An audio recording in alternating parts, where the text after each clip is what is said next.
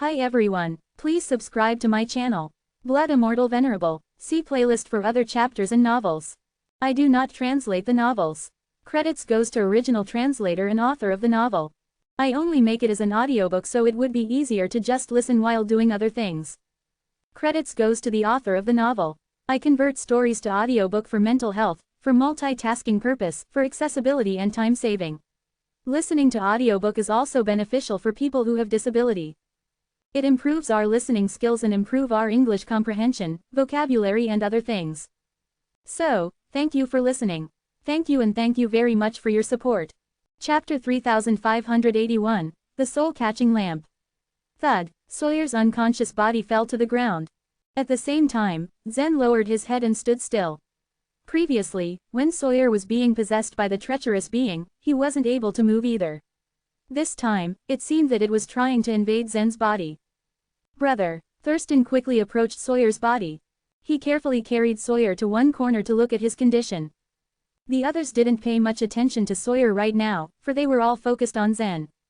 Everyone knew how important Zen was. If the treacherous being successfully invaded his body, there might be dire consequences. What should we do now? Eastern Emperor Tai asked in a panic. We have to somehow find a way to drive the treacherous being out of his body.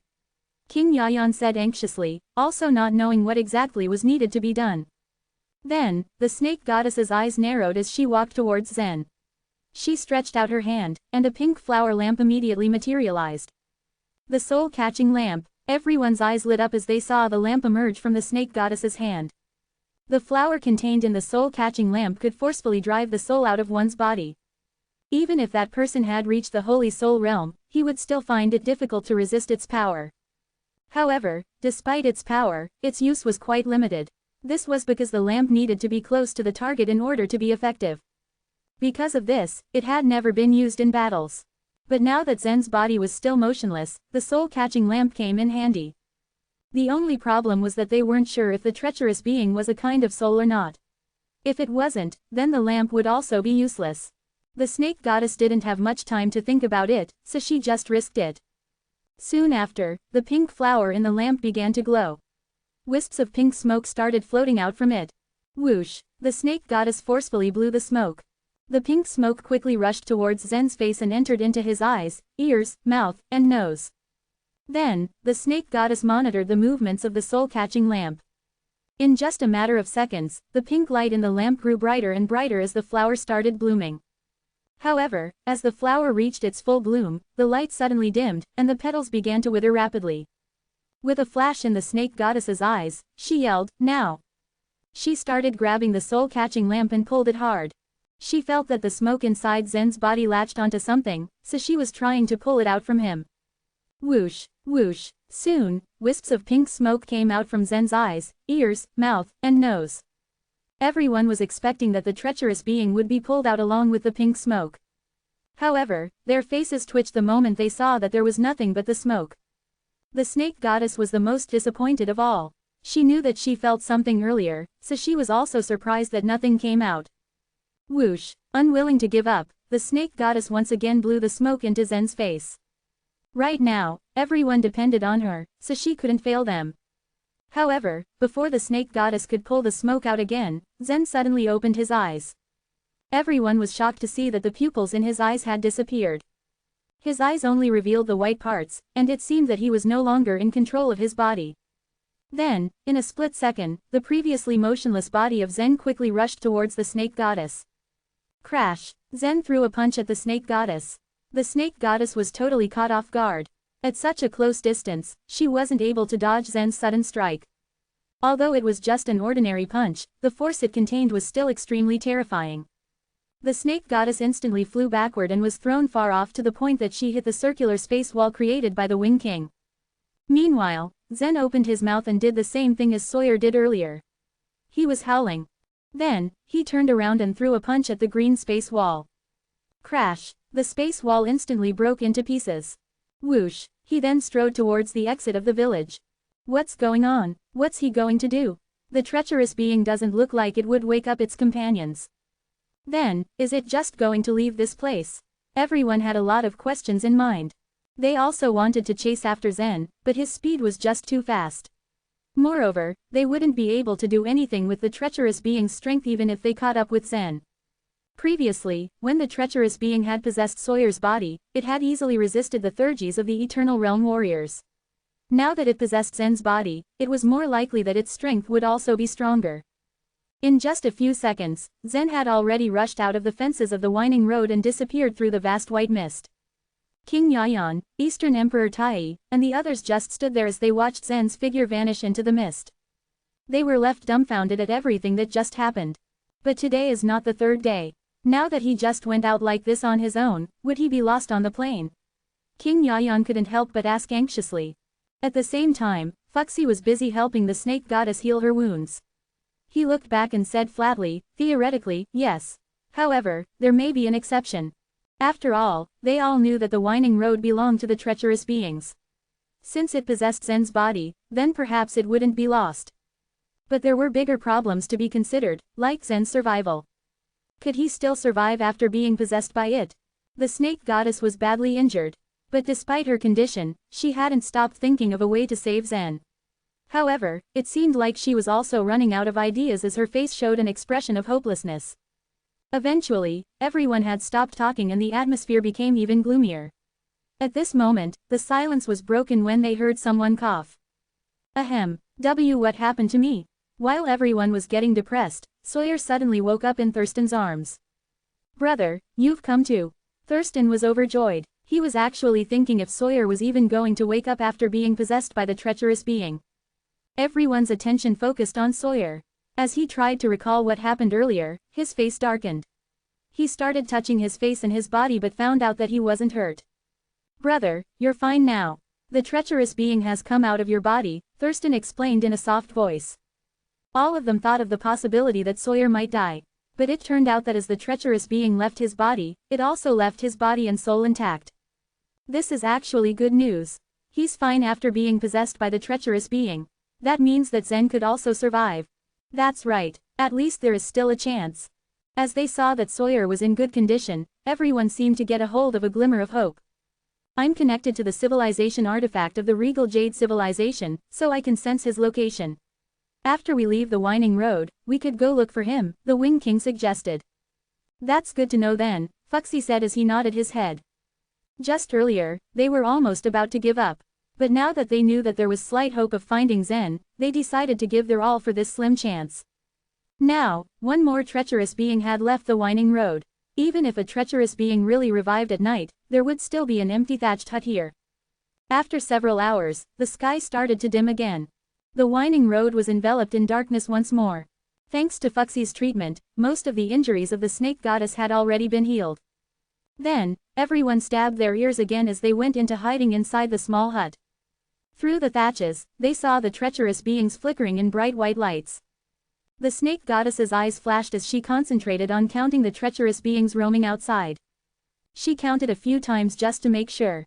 The result was still the same, and there were a total of 198 of them. It meant that 2 were missing. The first one did not revive, and the other one was the one that possessed Zen's body. Then, the night passed. As dawn drew near, all of the treacherous beings returned to the thatched huts. They confirmed that one of the missing treacherous beings did not come back to life last night. All of their faces seemed to be filled with regret. They thought that making the move was a complete mistake. However, no one knew what the result might be, so they needed to give it a try. After that night, there was only one remaining. Then, they could leave the following morning and enter the Supreme Pure Realm. Chapter 3582, The Blood Swamp. For the first time in their lives, Eastern Emperor Tai, Yasamin, King Yayan, and the Wing King could finally set foot in the Supreme Pure Realm. This was a momentous achievement for all of them. This was a huge deal especially for the Wing King. Because no matter how powerful he was, he had never entered the Supreme Pure Realm yet. Because this was their first time there, it would make sense for them to be full of expectations. They were supposed to enjoy and celebrate this wonderful accomplishment. However, Zen had been missing for quite a while now. So instead of being excited, everyone's heart was heavy. This unfortunate occurrence had really dampened their spirits. They discussed at length Zen's possible current whereabouts after he left the winding road. For the entire day, they only talked about where he could be and how they could possibly find him. They were well aware that talking about it while they were in the village would yield nothing. Still, it was obvious that Zen was extremely important to them. Deep within the hearts of Fuxi and the snake goddess, they knew that Zen was the key to the completion of the finale way. He was their only hope. Even if it would cost them their lives, they definitely would not hesitate to save him. 12 hours had passed by so quickly. Before they knew it, darkness had fallen once more. It was nighttime on the winding road again. Before long, they heard familiar noises in the distance. The treacherous beings were howling again. This had been happening for the past 2 nights already. They would appear as soon as the darkness had settled in. On the 3rd night, the snake goddess merely continued counting the number of the treacherous beings out there in the dark. So far, she had counted 198 of them. However, she suddenly discovered that some treacherous beings formed a strange shape on the winding road 4 hours later. She kept observing them and realized they were gathering within an area and were making a circle. All of a sudden, a strange and dazzling white light appeared at the center of the circle. The treacherous beings as well as the white light were blinding. It was almost as if there was a sun shining at night. The bright light illuminated the entire area so much that the people inside the thick thatched hut were able to see them clearly. What is that white light? Where is it coming from? Look, it is getting bigger and bigger. As the group watched this scene unfold right before their eyes, they noticed a change in the white light. Seeing this, they instantly had a guess as to what it was. As the expanding white light began taking shape, it seemed clear to everyone what was really happening. That specific treacherous being was being revived. It became clear that Zen made the right decision. If they had made the other choice earlier, they could still spend the 2nd night safely, but it would not be the case this night. The 3rd night would be riddled with danger. They were quite sure about this. It was sure as day that the treacherous beings would be able to find out they had occupied a thatched hut and attack them. It would be impossible to hold off and stand against the treacherous beings by themselves. I wished that treacherous being came after me instead of Zen, Yasmin sighed sadly. Her face was full of regret. She would have had gladly traded her life if it meant ensuring Zen's safety. She would do this in a heartbeat not only for the completion of the finale way, but also for Dorothy's sake. Everyone had seemed downcast ever since Zen's disappearance. They couldn't help but sigh and wish they could have done something. Meanwhile, the Wing King kept observing the scene in the dark. All of a sudden, he spoke using his spiritual sense. These treacherous beings don't seem like they have any sort of intelligence. His statement was met with looks of utter confusion from everyone in their group. They couldn't quite figure out how or why he came to this conclusion. They knew that Zen had already deciphered the conversations of the treacherous beings before. Obviously, this meant that they had their own thoughts. In addition to that, they were even able to resurrect their fallen companions. How could they not possess any intelligence? What makes you say that? The snake goddess walked towards the Wing King and asked. Her face was full of curiosity. Well, it seems like they don't know that one of them is missing yet, replied the Wing King. And whenever they aren't able to enter a thatched hut, they won't even try to force their way in to take a look. Instead, they will just move on to the next one. That way of doing things kind of strikes me as very mechanical, he added. If the treacherous beings gathered into a group, they would have noticed that one of them was missing and would set out to find their companion. Before the Wing King mentioned this, no one felt like there was anything wrong about them. But now that they thought about it, they realized how truly strange it was. Well, that's true, Fuxi nodded slowly with a frown on his face. He was trying to recall what happened for the past 2 nights. Whenever the treacherous beings came, I just propped the thatches up and they would just leave. No one ever tried to enter and check. But how can you explain they know to revive their companion? Thurston questioned. He couldn't quite understand it. Well, maybe they're just doing it instinctively. The Wing King made an assumption. It wasn't that far-fetched if they tried to think about it. How about the treacherous being that possessed Zen? Does it also lack intelligence? If so, then why did it run away on its own? Sawyer paced back and forth while trying to make sense of all this speculations. The snake goddess tilted her head and was lost in thought for a while. After that treacherous being found us and possessed Zen, the best move for it was not to run away. It should have woken up its companions and besieged us instead. What it did is indeed very strange. To sum it up, the treacherous being's behavior was truly bizarre and incomprehensible. Hours passed and it was morning once more. They left the thatched hut and walked to the entrance of the winding road again. There were 2 rows of fences still standing on the left and right of the road. In the distance, they could still see the rolling white mist. Well then, let's go. The Supreme Pure Realm is right ahead of us, exclaimed Fuxi confidently. Everyone, please climb onto my back. I'm afraid there will be more creatures guarding the entrance of the winding road, the Wing King reminded them as he lowered his wings slightly. Even though they had gotten rid of the two shadow warriors in the Grand Pure Realm, the Snake Goddess and Eastern Emperor Tai still had the shadow marks on their skin. It was known that the shadow marks would last for 5 days. There was no way to erase them during this period. This meant that once they entered the Supreme Pure Realm through the winding road, they would definitely and immediately get noticed. Oh, you're right, that settles it then, the Snake Goddess replied as she proceeded to climb up. One by one, they clambered onto the Wing King's back. As soon as everyone settled in, he stretched out his enormous wings and flew toward the winding road. Whoosh, whoosh, whoosh. After they passed along the fences, they eagerly advanced through the rolling white mist. The 2 rows of fences functioned not only as the entrance but the exit as well.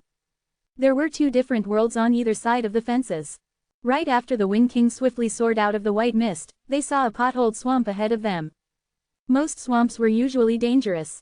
No one knew what might be lurking in them. Now, the swamp in front of them was quite peculiar. Those deep recesses contained blood rather than normal swamp water. It looked a bit horrific. Wow, this is the blood swamp. It has already expanded so much. The Snake Goddess exclaimed in surprise. She did not expect it to be quite this expansive. However, the 3 Eternal Realm Hunters were not surprised when they saw the blood swamp. The expressions on their faces remained impassive. The blood swamp will expand every 30 years and it will also shrink in another 30 years. Right now it's in the process of expanding. It's normal for it to expand up to the exit of the winding road, Pearson chimed in nonchalantly. It seems that the 3 of you have already come to the blood swamp before, Fuxi observed. Pearson smiled. His expression revealed a hint of excitement. Yes, we have. Moreover, we actually hid here for quite a long time. That's why we're very familiar with it. Well then, please show us the way, the Snake Goddess said as she cupped her hands and bowed slightly at Pearson. Our absolute priority now is to find Zen, Sawyer said with pure conviction. Originally, the Eternal Realm Hunter's goal was to hunt down Zen and his group. But now, they had chosen to join this group instead because of Zen. Okay then, let's get moving. Wing King, you said earlier that you were able to sense the civilization artifact. Can you sense Zen now? The Snake Goddess inquired enthusiastically. Well, I'm going to try. The Wing King closed his eyes and a green light instantly rose above his head. It didn't matter how far away he was. He could always communicate with the civilization artifact of the Regal Jade civilization anytime. His bond to it was quite special. It was almost as though it was a part of his body. Buzz, buzz, the Regal Jade spirit, the Wing King's voice reached the civilization artifact and sounded from it. Wing King, the Regal Jade spirit's response was immediate. Do you know where Zen is right now? The Wing King promptly asked the question they had all been wanting to be answered. After he left the winding road, he entered the blood swamp. He continues running wildly towards the north. He hasn't stopped yet. The Wing King sensed a deep anxiety in the Regal Jade spirit's tone. It was now clear that Zen's current situation was beyond their control. Chapter 3583, Running. After the treacherous being drilled into him, Zen completely lost control of his body. Like flowing water, the treacherous being drilled into every bone in Zen's body, assimilating itself into him. Fortunately, the treacherous being did not invade his soul. Helplessly, Zen watched as the treacherous being made him run haphazardly. At some point, he ended up in the blood swamp. Splash, splash, splash. In its low-lying land, the blood swamp lived up to its name. Blood spurted and splashed everywhere. As Zen ran uncontrollably, he tried communicating with his inner world. Primeval Lord of Heaven, where are we? Why is there blood everywhere? Zen asked. This is the blood swamp, the Primeval Lord of Heaven answered. It is very dangerous. If you are not careful, you will die here. For Eternal Realm Hunters who were familiar with the blood swamp, this place might not have been so terrifying. But to those who stumbled into it for the first time, the blood swamp was hell. Underneath the surface of the blood-red puddles, there lived bright red leeches. They camouflaged perfectly with the scarlet blood, and it was difficult even for the spiritual sense to detect them. Once they quietly latched themselves onto someone, they would release toxins that paralyzed their victims.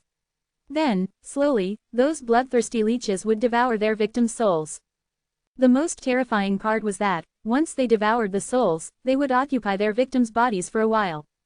The soul leeches didn't have a mind of their own, but they instinctively moved their victims to the worm lizards. The blood swamp also had a unique ecosystem. The worm lizard was massive. It was on top of the food chain in the blood swamp. Any creature that had the misfortune of stumbling across the nests of the worm lizards would be dragged into the darkness, never to see the light of day again. However, the worm lizards couldn't leave their nests, so their range of movement was limited. Except for those who didn't know much about the blood swamp, all the creatures knew to avoid the worm lizards' nests. Therefore, they depended on the soul leeches to hunt for them. Zen let out a sigh of relief. However, since he was still running uncontrollably, more blood splashed onto him, and with it, more leeches latched onto his skin. Some leeches even managed to take a bite out of Zen's soul. Even with the help of 9 holy soul imprints, his soul was still unable to withstand the attacks from the soul leeches.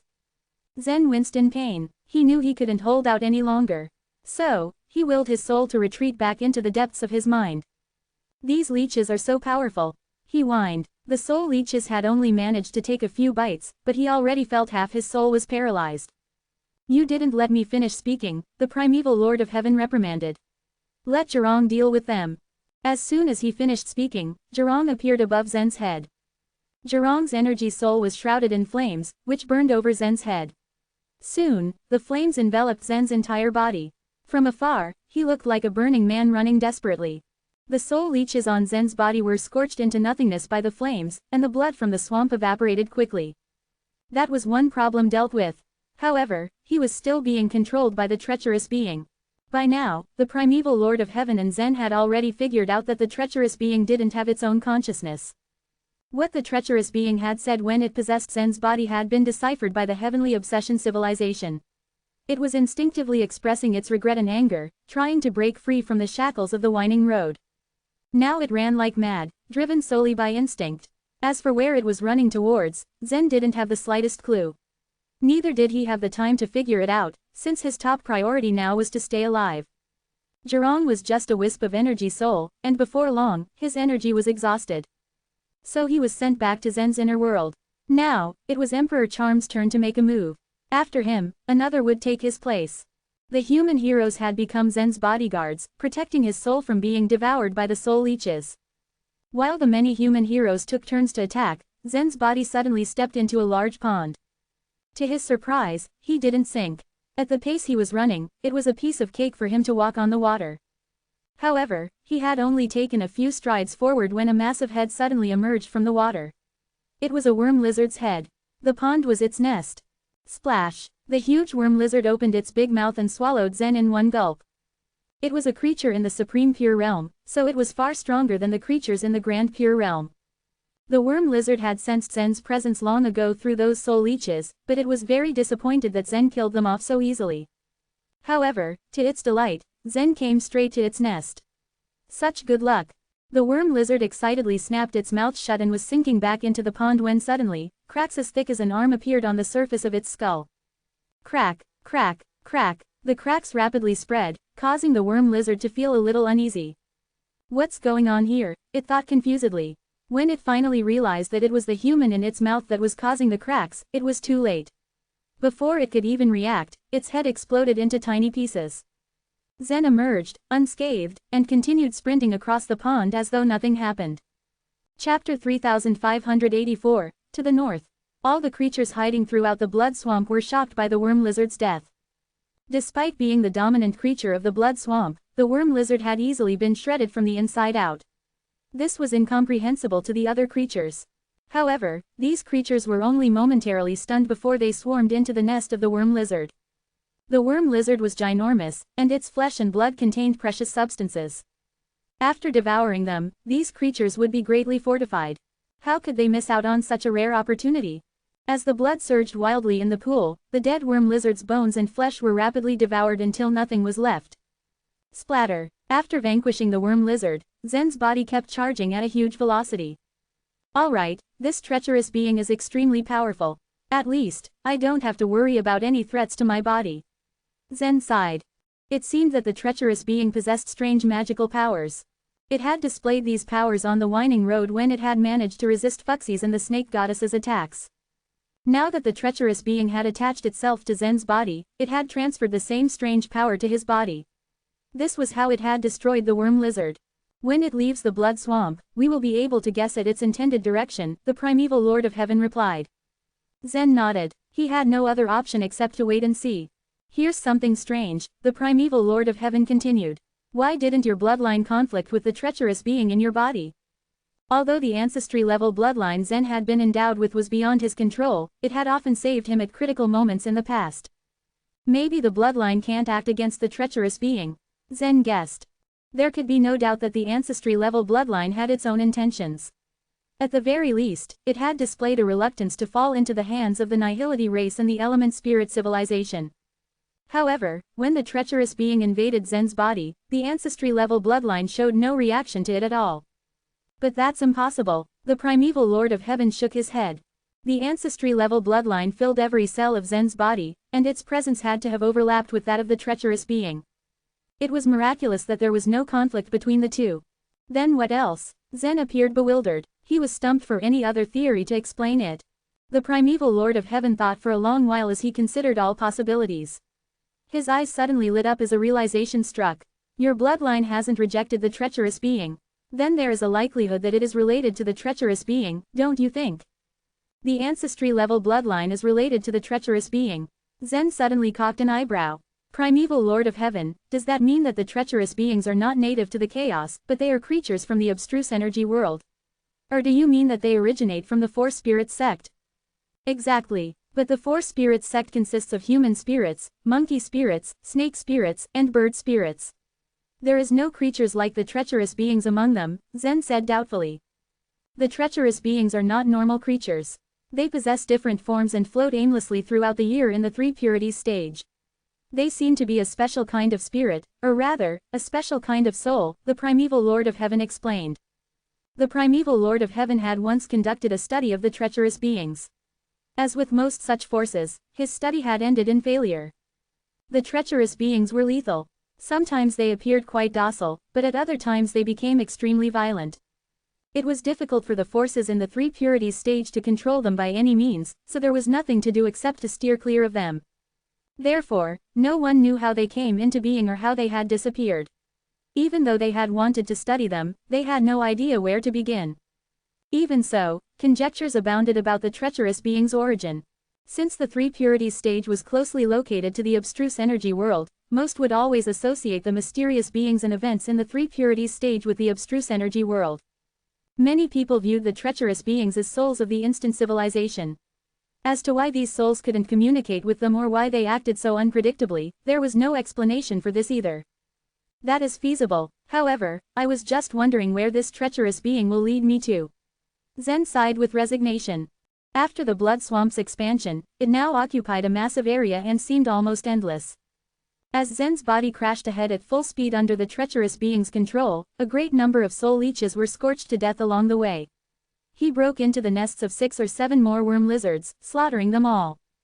After an entire day, he reached the northern edge of the blood swamp. The blood in the swamp was getting visibly shallower, while the temperature cooled. The soul leeches liked a warm environment, so there were less of these creatures in this area of the swamp.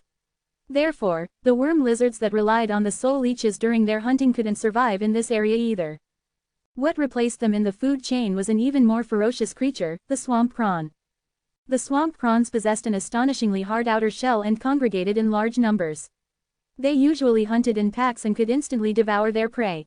An important aspect of the swamp prawns was that they were not afraid of death.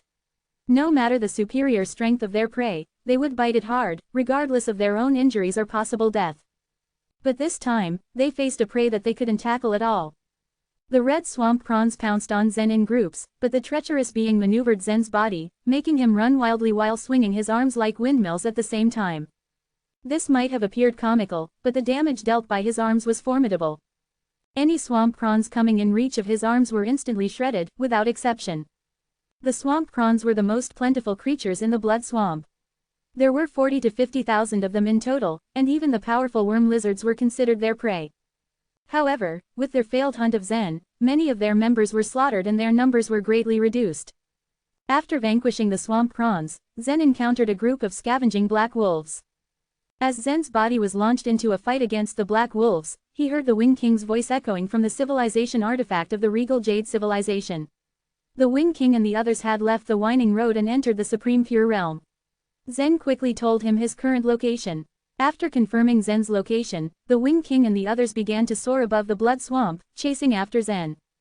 Once he had gotten rid of the black wolves, Zen's body finally left the blood swamp and moved onto a barren hill. After directing his body to stand on top of the hill, the treacherous being suddenly seemed to have lost its way. It turned Zen's body to look north, west, and then east by turns, as if trying to confirm where it was. The west is the soul-diffusing highland, and the north is the myriad pagoda mountains, while the east is the freezing wilderness. I am unsure of which direction the treacherous being will choose, the primeval Lord of Heaven murmured. Where are you being trapped? Zen asked. The north, the primeval Lord of Heaven replied. Beyond the myriad pagoda mountains. Had Zen's body not been controlled by the treacherous being, he and the others would have successfully entered the Supreme Pure Realm together. Then, they would, of course, have gone north to rescue the real primeval Lord of Heaven and his companions. But now, his first priority was to escape the treacherous being's control. Suddenly, the hill beneath Zen's feet began to violently tremble. With a great rumble, a gigantic turtle head suddenly popped out from the front of the hill, craning around to bite at Zen. This was no hill, instead it seemed to be a huge turtle. Before the turtle could injure Zen, he stomped heavily on it, cracking its shell open instantly. In that moment, its head exploded into a spray of blood before it could clamp its jaws on Zen. Then the treacherous being steered Zen's body to fly away. It seemed to finally have determined where to go. It was heading towards the myriad pagoda mountains in the north. Chapter 3585, the same direction. It's heading for the myriad pagoda mountains in the north. What a great coincidence, Zen exclaimed. I wonder what it is going to do there. Just now, the primeval Lord of Heaven had told him that the human heroes' real bodies were trapped at the back of the myriad pagoda mountains. Thus, it was surprising and fortunate that the treacherous being had also taken this path. However, the primeval Lord of Heaven sort of thought otherwise.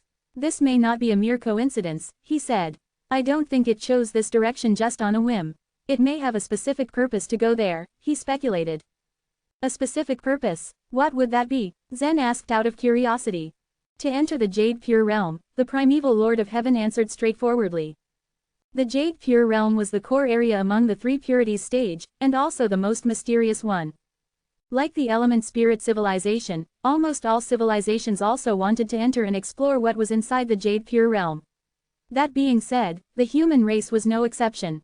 Wait a minute, so you mean that the entrance to the Jade Pure Realm is in that direction? Zen was utterly shocked. The primeval Lord of Heaven smiled bitterly. Well, why do you think we're trapped in here in the first place? It turned out that all of the 39 human heroes were trapped on their way to the Jade Pure Realm.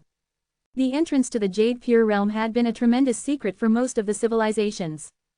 As the primeval Lord of Heaven led the human race into the three purities stage, the search for the way to the Jade Pure Realm had always been their top priority.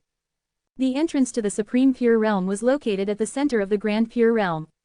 So, the assumption was that the entrance to the Jade Pure Realm might be also lying at the center of the Supreme Pure Realm. Based on this conjecture, the primeval Lord of Heaven had managed to find some clues and ultimately discovered an underground passage at the back of the myriad pagoda mountains. Until now, I'm still not 100% sure that the underground passage really leads to the Jade Pure Realm, the primeval Lord of Heaven said in a disgruntled tone. But ever since we discovered that passage, the element spirit civilization had launched an all-out attack on us. If that passage was useless, then why were they desperately hindering us? At that time, the 77th chaotic era dominated by humans had been destroyed, and the 78th chaotic era had already begun. Under the leadership of the primeval Lord of Heaven, the human race began to rise rapidly on the other shore. For a very long time, they had been fiercely fighting against the element spirit civilization. Back then, the nihility race had yet to come into being, and the human race was the only force that could stand up as near equals to the element spirit civilization. The element spirit civilization had regarded the human race as a thorn in its flesh and did all it could to restrain their development. However, it never solely focused on them. After all, the element spirit civilization had more than one enemy. Several ruling civilizations had already appeared before the 77th chaos, and these ruling civilizations were also a threat to them. However, when the primeval Lord of Heaven had finally led the human race to the underground passage that could possibly lead to the Jade Pure Realm, the element spirit civilization snapped and didn't hold back anymore. They started attacking them with the determination of eradicating the entire race. The Ice Spirit gathered almost all of their elite members, but the best that they could do was trap us within the passage, the primeval Lord of Heaven said with pride. If they resorted to these kinds of actions, then they really must have been hiding something important. The passage might be leading to the Jade Pure Realm all along, Zen affirmed. Well, that's why I said that I'm still not 100% sure. There are just too many secrets in the three purities stage, and the element spirit civilization came before everyone else, so they must have uncovered most of these secrets. They destroyed those without much value, hid the important ones, and tried to keep them to themselves. Anyway, whether it leads to the Jade Pure Realm or not, I'm sure that the element spirit civilization wants to hide something from us, that's why they kept us from advancing in that underground passage. The primeval Lord of Heaven's words carried the weight of his determination. While he was communicating with the primeval Lord of Heaven through his mind, Zen also looked around and examined his surroundings at the same time. He saw that the myriad pagoda mountains covered a very large area.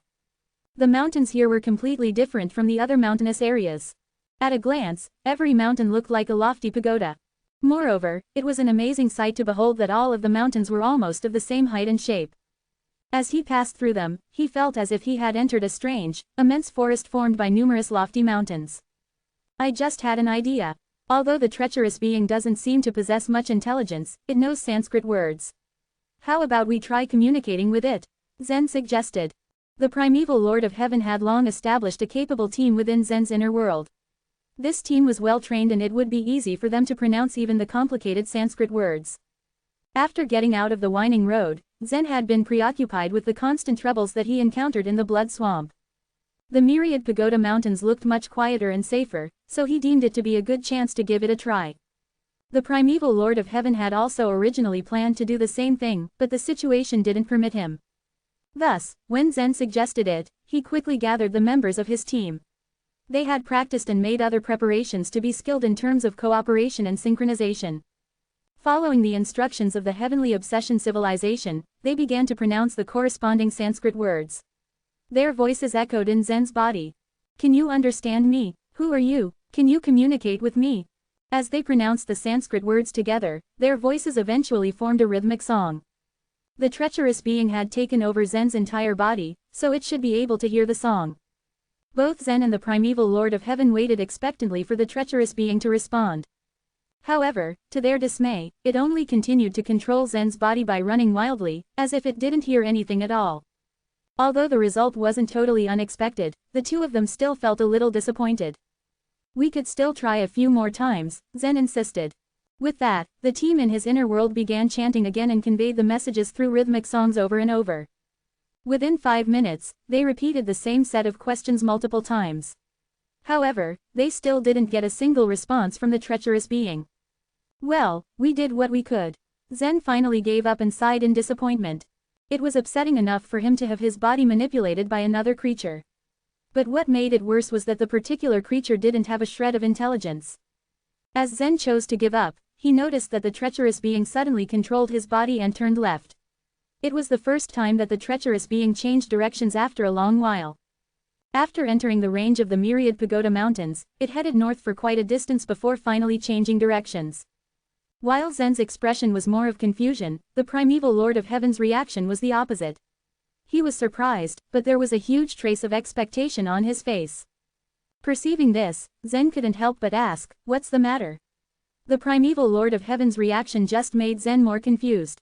Listen, the underground passage at the back of the myriad pagoda mountains is not easy to find. It took us nearly a third of the chaotic era just to figure out the way to open it. The direction to get to the passage is to go north for 3,000 miles, go west for 5,000 miles, and then overturn the largest mountain at sight. The primeval Lord of Heaven explained in detail. Since entering the myriad pagoda mountains, the primeval Lord of Heaven had paid special attention to the movements of Zen's physical body because of his hunch. To his surprise, the treacherous being had gone north for exactly 3,000 miles before it finally turned west.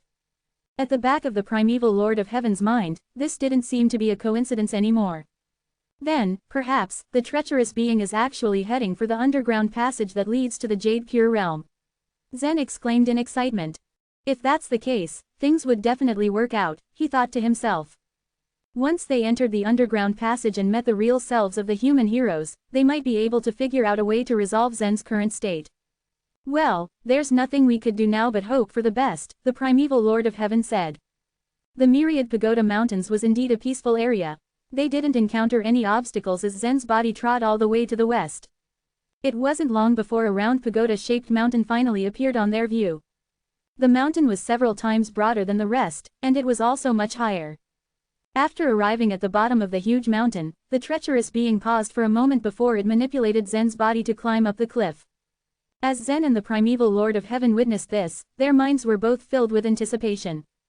Chapter 3586, An Ingenious Place. The treacherous being controlling Zen's physical body quickly climbed to the top of the pagoda mountain from the front and slid down from the back. Whoosh! It was on the mountainside when it stopped suddenly. The primeval Lord of Heaven's eyes glittered with excitement, his voice rising an octave. Yes, it is right here. But there is nothing here, Zen said in confusion, looking around.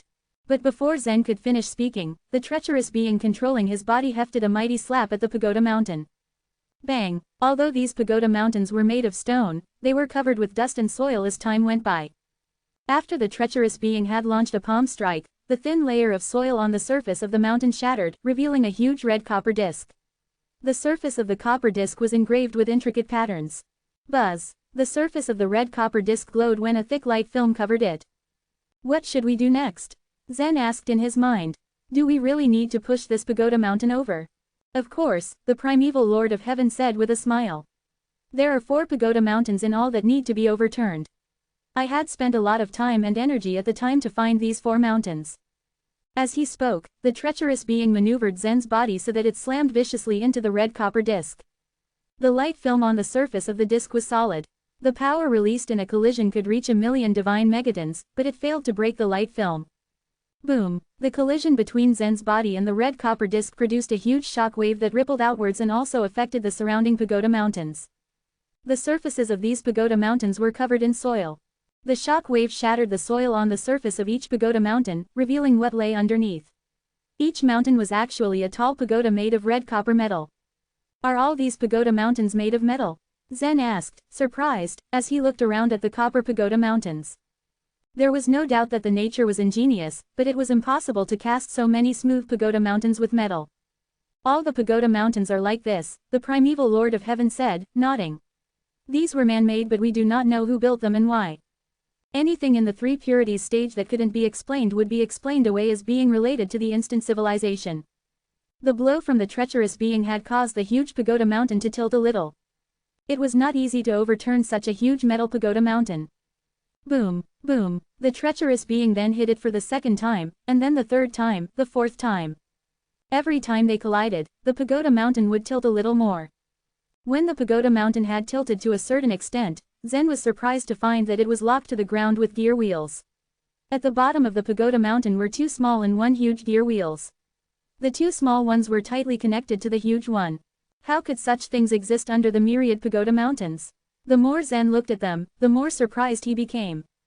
It is ingenious. Smiling, the primeval Lord of Heaven said, there are many gear wheels of different sizes buried in the myriad pagoda mountains. These are ingenious, but they are only used to open the door. The instant civilization has simpler and more intuitive methods of building the door. But they still put a lot of time and energy into making such complicated things.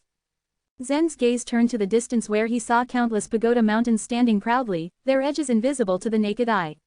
It is such a huge area and every part of it has been so carefully carved. This is simply mind-blowing. There was no point of them doing this. They just did it to kill time, the primeval Lord of Heaven said meaningfully. Do you mean? Zen uttered, his eyes lighting up. The instant civilization was trapped here, the primeval Lord of Heaven answered Zen's unasked question. Although Zen had known a part of the truth, he was not as thoughtful as the primeval Lord of Heaven and the others. The humans deduced from and restored every detail they found in the 3 purities stage, hoping to find out more information. The primeval Lord of Heaven was naturally much more knowledgeable than Zen in this respect. Boom, boom, boom, boom. Only after repeated hits was the huge pagoda mountain finally overturned. But the moment it touched the ground, a loud mechanical click sounded from within the mountain. There are huge spring pieces at the bottom of the pagoda mountain, which, when they bounce back, will slowly help the pagoda mountain stand up again. The process will take 32 hours, the primeval Lord of Heaven explained, before Zen could ask a question. If one wanted to go into this underground space, they had to overturn 4 pagoda mountains within 32 hours. After 32 hours, the first pagoda mountain would bounce back into place. This whole process is so precise. Zen sighed. The treacherous being looked around for a while and then headed north again. We can get to the second pagoda mountain by moving 3,000 miles to the north and then 1,500 miles to the east, the primeval Lord of Heaven said. Just as the primeval Lord of Heaven had explained, the treacherous being turned east after traveling north for 3,000 miles. It then found another pagoda mountain 1,500 miles away. The first pagoda mountain was huge. One could tell at a glance that it was unusual. There was nothing special about the second pagoda mountain. It was by no means an easy task to look for it among the countless pagoda mountains. But it was as if the treacherous being could sense it, and it climbed up the mountain quickly. Just as it had done to the first pagoda mountain, the treacherous being began to slam its fist into the second pagoda mountain, causing it to fall to the ground, part by part. Once it had overturned the second pagoda mountain, the treacherous being maneuvered Zen's body towards the northeast, in search of the third pagoda mountain.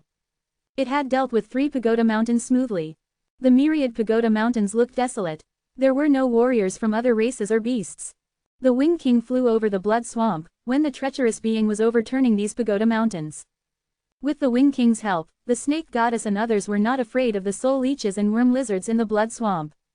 But he didn't dare to fly too high. The 3 eternal realm hunters were familiar with the blood swamp. There was a kind of evil bird that lived in the blood swamp, which, when it discovered a target, would emerge to attack it. The Wing King kept a low altitude and flew dangerously close to the blood swamp. He encountered several troubles along the way, but he managed to deftly dodge all of them. After leaving the blood swamp, the Wing King communicated with the regal jade spirit through the civilization artifact again. After confirming Zen's location, he went straight to the myriad pagoda mountains. The myriad pagoda mountains should be the safest area in the supreme pure realm. We have explored it before, but there are just huge copper mountains. There isn't anything magical about it, said Fuxi. The snake goddess didn't say anything. When she had last entered the myriad pagoda mountains, she had felt this area to be unique, and her intuition had told her that there must be something underneath it all. She and Fuxi had also tried to break through a pagoda mountain, but hadn't found anything unusual. Chapter 3587, The Six-Headed Eagle. This was the Wing King's first time at the Supreme Pure Realm, so he was mostly just curious and kept silent. Pearson, the most knowledgeable among the Eternal Realm Hunters, smiled faintly and echoed challengingly, "There isn't anything magical about the myriad pagoda mountains." "You are totally wrong." Fuxi frowned slightly. "Then, pray tell me what makes it so magical." Pearson pointed at the mountains. "These mountains are the keys." "Keys?" the snake goddess echoed in confusion. Pearson nodded and continued. "The so-called myriad pagoda mountains are actually countless keys arranged together. If you turn the keys in an order within a certain period of time, you will be able to open a passage. And a different passage will be opened if you change the order. For example," just as the snake goddess was about to say something, Pearson cut in, "For example, the passage to the Jade Pure Realm is also controlled by these mountains." Everyone's eyes lit up excitedly at his words. To them, this had been an ordinary mountain range. Who knew it carried such secrets? But how can these mountains control the passages? Are there magic arrays inside them? The snake goddess pressed inquisitively. "We once shattered the soil on the surface of a mountain," Fuxi added, his frown deepening, "and we found a circular array, but it only formed a shield. That shield is used to push over the mountain." Pearson shrugged. "The way to open the passages is to push over the corresponding mountains." "But there are so many mountains here. How do we know which ones we should push?" asked Yasemin, brows furrowing. Thurston calmly began to explain. "The name Myriad Pagoda Mountains doesn't suggest that there are myriad mountains, but that there are a myriad of ways to permute the mountains. It is really difficult to get the right coordinates. So far, only a few ways have been established, and even then, they're in the hands of the Element Spirit civilization and the Nihility race." Although the Eternal Realm Hunters knew the secrets of the myriad pagoda mountains, they did not know the specific ways to open the passages. "Now the treacherous being constantly changes its direction. Does it mean that it has a way to open the passage?" The Wing King suddenly interjected. When Pearson heard this, he raised his eyebrows. He had been answering the questions of Fuxi and the snake goddess, all the while completely glossing over Zen's situation. The treacherous being did not devour Zen. Instead, it used his body to unconsciously run in the myriad pagoda mountains. Was it possible that it was going to open a passage? If so, that's possible, Thurston exclaimed in excitement. Every passage that opens in the myriad pagoda mountains will be extremely valuable. "We need to catch up to Zen," Pearson urged. Whoosh! With that, the Wing King spread his wings and transformed into a ray of green light, shooting towards the mountains at lightning speed. Meanwhile, Zen and the primeval Lord of Heaven were keeping an eye out for a specific mountain. The fourth mountain, 5,000 to the north, and 3,001 to the west, the primeval Lord of Heaven reported the location of the last mountain. Then, the treacherous being headed northwest. When it arrived at the 3,001st mountain in the west, the primeval Lord of Heaven and Zen thought it would stop and push the mountain to the ground. To their surprise, it completely ignored the mountain and continued heading west. Did we miss it? Zen asked suspiciously. Impossible. The primeval Lord of Heaven narrowed his eyes and shook his head. Why would it miss it? Maybe you made a mistake, Zen said slowly. That's impossible, the primeval Lord of Heaven said firmly. I've told you before that many passages could be opened in the myriad pagoda mountains, and the one we opened might not be the passage to the Jade Pure Realm. The voice of the snake goddess suddenly came out from Zen's inner world. The 39 heroes of the human race were trapped in the passage in the 78th chaotic era. The chaos was in its early stages at the time. Many of the ruling civilizations had very little understanding of the three purities stage. The primeval Lord of Heaven led the human race to wander around in the supreme pure realm. They killed a huge ice snake in the freezing wilderness, and took out an ancient picture from the ice snake's body. From this ancient picture, they had obtained the method to open the passage. Perhaps your guess is right. The primeval Lord of Heaven nodded in agreement. In fact, in over 1,000 chaotic eras that followed, only 6 passages had been opened in the myriad pagoda mountains, all of which were in the hands of the element spirit civilization or the nihility race. The situation was different after every mountain was pushed over. Since the treacherous being did not push over the mountain as the primeval Lord of Heaven predicted, it seemed that it had no plans of opening that passage. The situation had changed again, and Zen had no choice but to wait and observe. A few minutes later, the treacherous being finally chose to knock down the 4th mountain. To their surprise, while the 4th mountain toppled down, another mountain, namely the 5th, was knocked down as well. After that, the treacherous being continued to head to the east. It was obvious that it was going to look for the 6th mountain. The easternmost side of the myriad pagoda mountains was connected to the freezing wilderness, where the temperature gradually dropped. The mountaintops were covered with a thick layer of snow. In a mountain, a group of people in black robes were advancing in a line. They resembled normal human beings. They were all clad in special, thick robes, as if they were extremely afraid of the sunlight. Not an inch of skin was exposed. Dad, we've been looking for the eagles for half a month. Will we really find them? A slightly childish voice whined. I'm sure we will, a calm voice replied. I'm not worried that we won't find them, but if we can subdue them once we find them. Alas. Don't worry, Chief, although those eagles are powerful, we are fully prepared this time. We will definitely succeed. Yes, we are determined to get what we want this time. We won't fail, some subordinates pitched in to boost their morale. I hope so, the leader said with a nod. This time, their race acted quickly yet quietly, since their lives depended on it. They had to succeed. At this moment, the group suddenly heard a loud chirp from the distance. Oh! An eagle with 6 heads flew across the sky, its shadow dancing on the mountains. Hearing the scream of the 6-headed eagle, everyone stood vigilantly against the mountain wall. Their thick robes changed color automatically, and they melted into the mountain wall, camouflaging into the mountainside perfectly. Follow me, the leader hissed. They moved against the mountain wall nimbly, like wolves stalking their prey. It was not difficult for them to quickly chase after the 6-headed eagle along the mountainside. Chapter 3588, Lure. Wind ran through the 6-headed eagle's feathery wings as it flew slowly. It almost had no real opponents in the supreme pure realm, or perhaps no other creatures dared to challenge it. Furthermore, it also had no natural enemies, so there was no need for it to be too vigilant. The 6-headed eagle's nest was built on top of a mountain, where it housed 3 crystal-clear eggs. All the living beings in the supreme pure realm highly treasured those glowing eggs. That was because the liquid inside the eggs had a magical corrosive ability, and in theory, it could corrode everything, even space itself. That corrosive ability was the 6-headed eagle's talent. Some creatures hoped to have such an ability, so they tried to subdue, lure, or even force the 6-headed eagle, but to no avail. After all, the 6-headed eagle was the most irritable creature in the supreme pure realm. Anyone who dared provoke it got corroded into a wisp of smoke. If they wanted to stay in the supreme pure realm, however, they needed to rely on the 6-headed eagle's corrosive ability to break spaces. But since they couldn't personally use its powers, they shifted their attention to its eggs. Besides, the corrosive power inside the eggs was much stronger than its own. Moreover, the six-headed eagle was not intelligent, nor did it live in groups. Thus, it gave the other creatures a chance to steal its eggs. At that moment, several people in thick robes came for the six-headed eagle's eggs. Whoosh, whoosh, whoosh. As they advanced, the color of their thick robes steadily changed. Unfortunately, the six-headed eagle did not notice them along the way at all.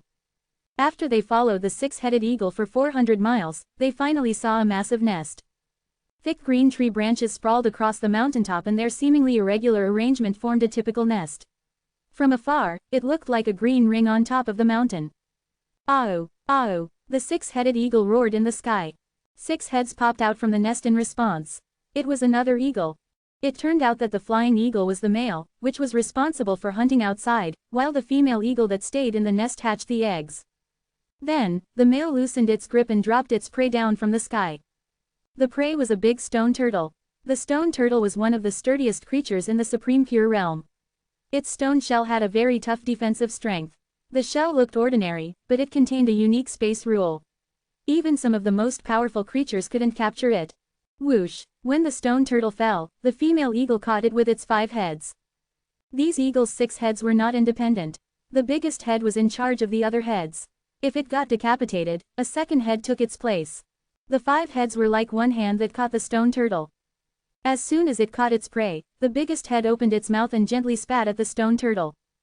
Green liquid splattered all over the turtle shell. Sizzle, sizzle, sizzle. The eagle's green saliva was highly corrosive. As a result, the indestructible turtle shell quickly began to crack. The turtle inside the shell began to struggle like mad under the intense pain and tried to escape from the female eagle. However, it could not break free since it directly fell into the eagle's nest. On the other hand, the female eagle's heads probed inside the turtle shell through the crack and began to eat the stone turtle's flesh. It was quite a bloody scene. In just a few seconds, it ate up the whole stone turtle and threw the shell down the mountain. The shell fell to the ground with a slight crash, and left a big hole on the soil. There were many kinds of bones at the foot of the mountain. All of them were remains from the eagle's food. Meanwhile, the creatures wrapped in thick robes hid at the foot of the mountain. The sudden crash of the turtle shell startled them, and when the leader saw the shell's corroded surface, he could not help but shake his head and sigh. The 6-headed eagle had used a lot of its saliva to erode the turtle shell, and they only needed a cup of it. However, the 6-headed eagle was quite irritable and attacked anyone who trespassed its territory. If they wanted to obtain its corrosive saliva, they had to carefully take the eggs away. Just then, the leader raised his hands and secretly made a gesture. At the foot of the mountain far away, a man in a black robe brought out an iron cage from his sumeru space. Then, he left the cage on the ground and trotted away. The iron cage continuously shook after it was placed on the ground like something wanted to get out of it. Crack, crack, crack. The creature inside kept kicking the cage until it finally broke. A black bird that was as tall as a human came out. It was a black-teeth swallow. It flew very fast, and it was the 6-headed eagle's favorite food. Whoosh! The black-teeth swallow did not know that there was a natural enemy above it. It just wanted to return to the sky right now. Unbeknownst to it, the male eagle was at one side of its nest, looking around. Suddenly, it saw a black shadow above. Its 6 heads let out excited squawks at the same time. The black-teeth swallow was its favorite food after all, but it was too small to fill its belly. Thus, it was not worth to travel thousands of miles to hunt for it. The black-teeth swallow seldom appeared in the myriad pagoda mountains, but the 6-headed eagles did not fear anything. After all, 2 eagles guarded the nest. Whoosh, whoosh. When the black-teeth swallow saw its natural enemy in the distance, it immediately felt scared to death and used all of its strength to escape. The men in robes had previously fed it with the phoenix blood, which increased its speed for a few hours. The 6-headed eagles would not catch up with it in just a short time. Thus, the 2 birds, one big and one small, quickly flew into the distance. Upon seeing what happened, the leader of the men in black robes waved his hand again. Then, another man nearby placed an iron cage on the ground. In a few seconds, a second black-teeth swallow came out of the cage. The female eagle did not usually leave the nest. However, it clearly could not resist the temptation of its favorite food. The female eagle in the nest also keenly discovered the black-teeth swallow that was quickly rising in the air. It let out an anxious squawk in an attempt to call the male eagle to catch the black-teeth swallow. The only thing was, the male eagle had left to chase after the first black-teeth swallow. The female eagle thought about its own situation. It thought that it would not take too long to hunt a black-teeth swallow. Therefore, for the first time, it left the nest and chased after the second black-teeth swallow. The men in robes had also fed the second black-teeth swallow with the phoenix blood. It flew at top speed and lured the female eagle to fly away quickly. "They are really stupid birds." The leader sneered. "Hurry up, now is the time," he urged his companions. In turn, the other men in robes jumped and climbed towards the nest at the top of the mountain. Chapter 3589, Failure. Since it would take some time for the six-headed eagles to catch up with the black-teeth swallows, the black-robed men decided to seize this opportunity and take their eggs away. The black-teeth swallows could fly really fast, which effectively bought some time for the black-robed men. In the end, however, escaping from the six-headed eagles would be futile. It wasn't a question of if but a question of when the six-headed eagles would catch their prey. The amount of time it would take, however, depended purely on luck. Whoosh, whoosh, whoosh. Since they were determined to not let the opportunity slide, the black-robed men climbed up the mountain as fast as they could. The rest of the black-robed men below held their breath and stared at the top of the pagoda mountain. This was a life-and-death matter for their race, so it was understandable that everyone was nervous. The leader's son craned his neck in the other direction, towards where the second black-teeth swallow had escaped. The female eagle chased after it. The two figures, one big and the other small, shuttled through the mountains. Puff. Perhaps the black-teeth swallow was nervous, or maybe it was excited after it swallowed the phoenix blood. The leader's son couldn't be too sure, but those were the only explanations he could come up with as he watched the bird crash onto a pagoda mountain and die. With its prey dead, the female eagle swooped down and caught the black-teeth swallow in its mouth before it promptly turned back towards the direction of its nest. The leader's son froze in shock when he saw this. "Father, the female eagle is coming back." His father was well aware, since he also heard the faint thump of the collision and witnessed the black-teeth swallow's death. Things weren't going so well, since their subordinates were still on the process of climbing the mountain and reached only 2/3 of the height of the mountain. The situation just grew 10 times more dangerous. "Shall we ask them to retreat?" the son asked. There was a grave look on the leader's face, but he shook his head. "If they retreat now, then we will lose our one and only chance." The black-teeth swallows were rare treasures in the Supreme Pure Realm, and it took them a lot of effort to catch 2 of them. If they let this chance go, then they wouldn't have enough time to capture another black-teeth swallow for their mission. The son frowned in worry as he stared at their subordinates who remained on the mountain. If they don't retreat, then they'll.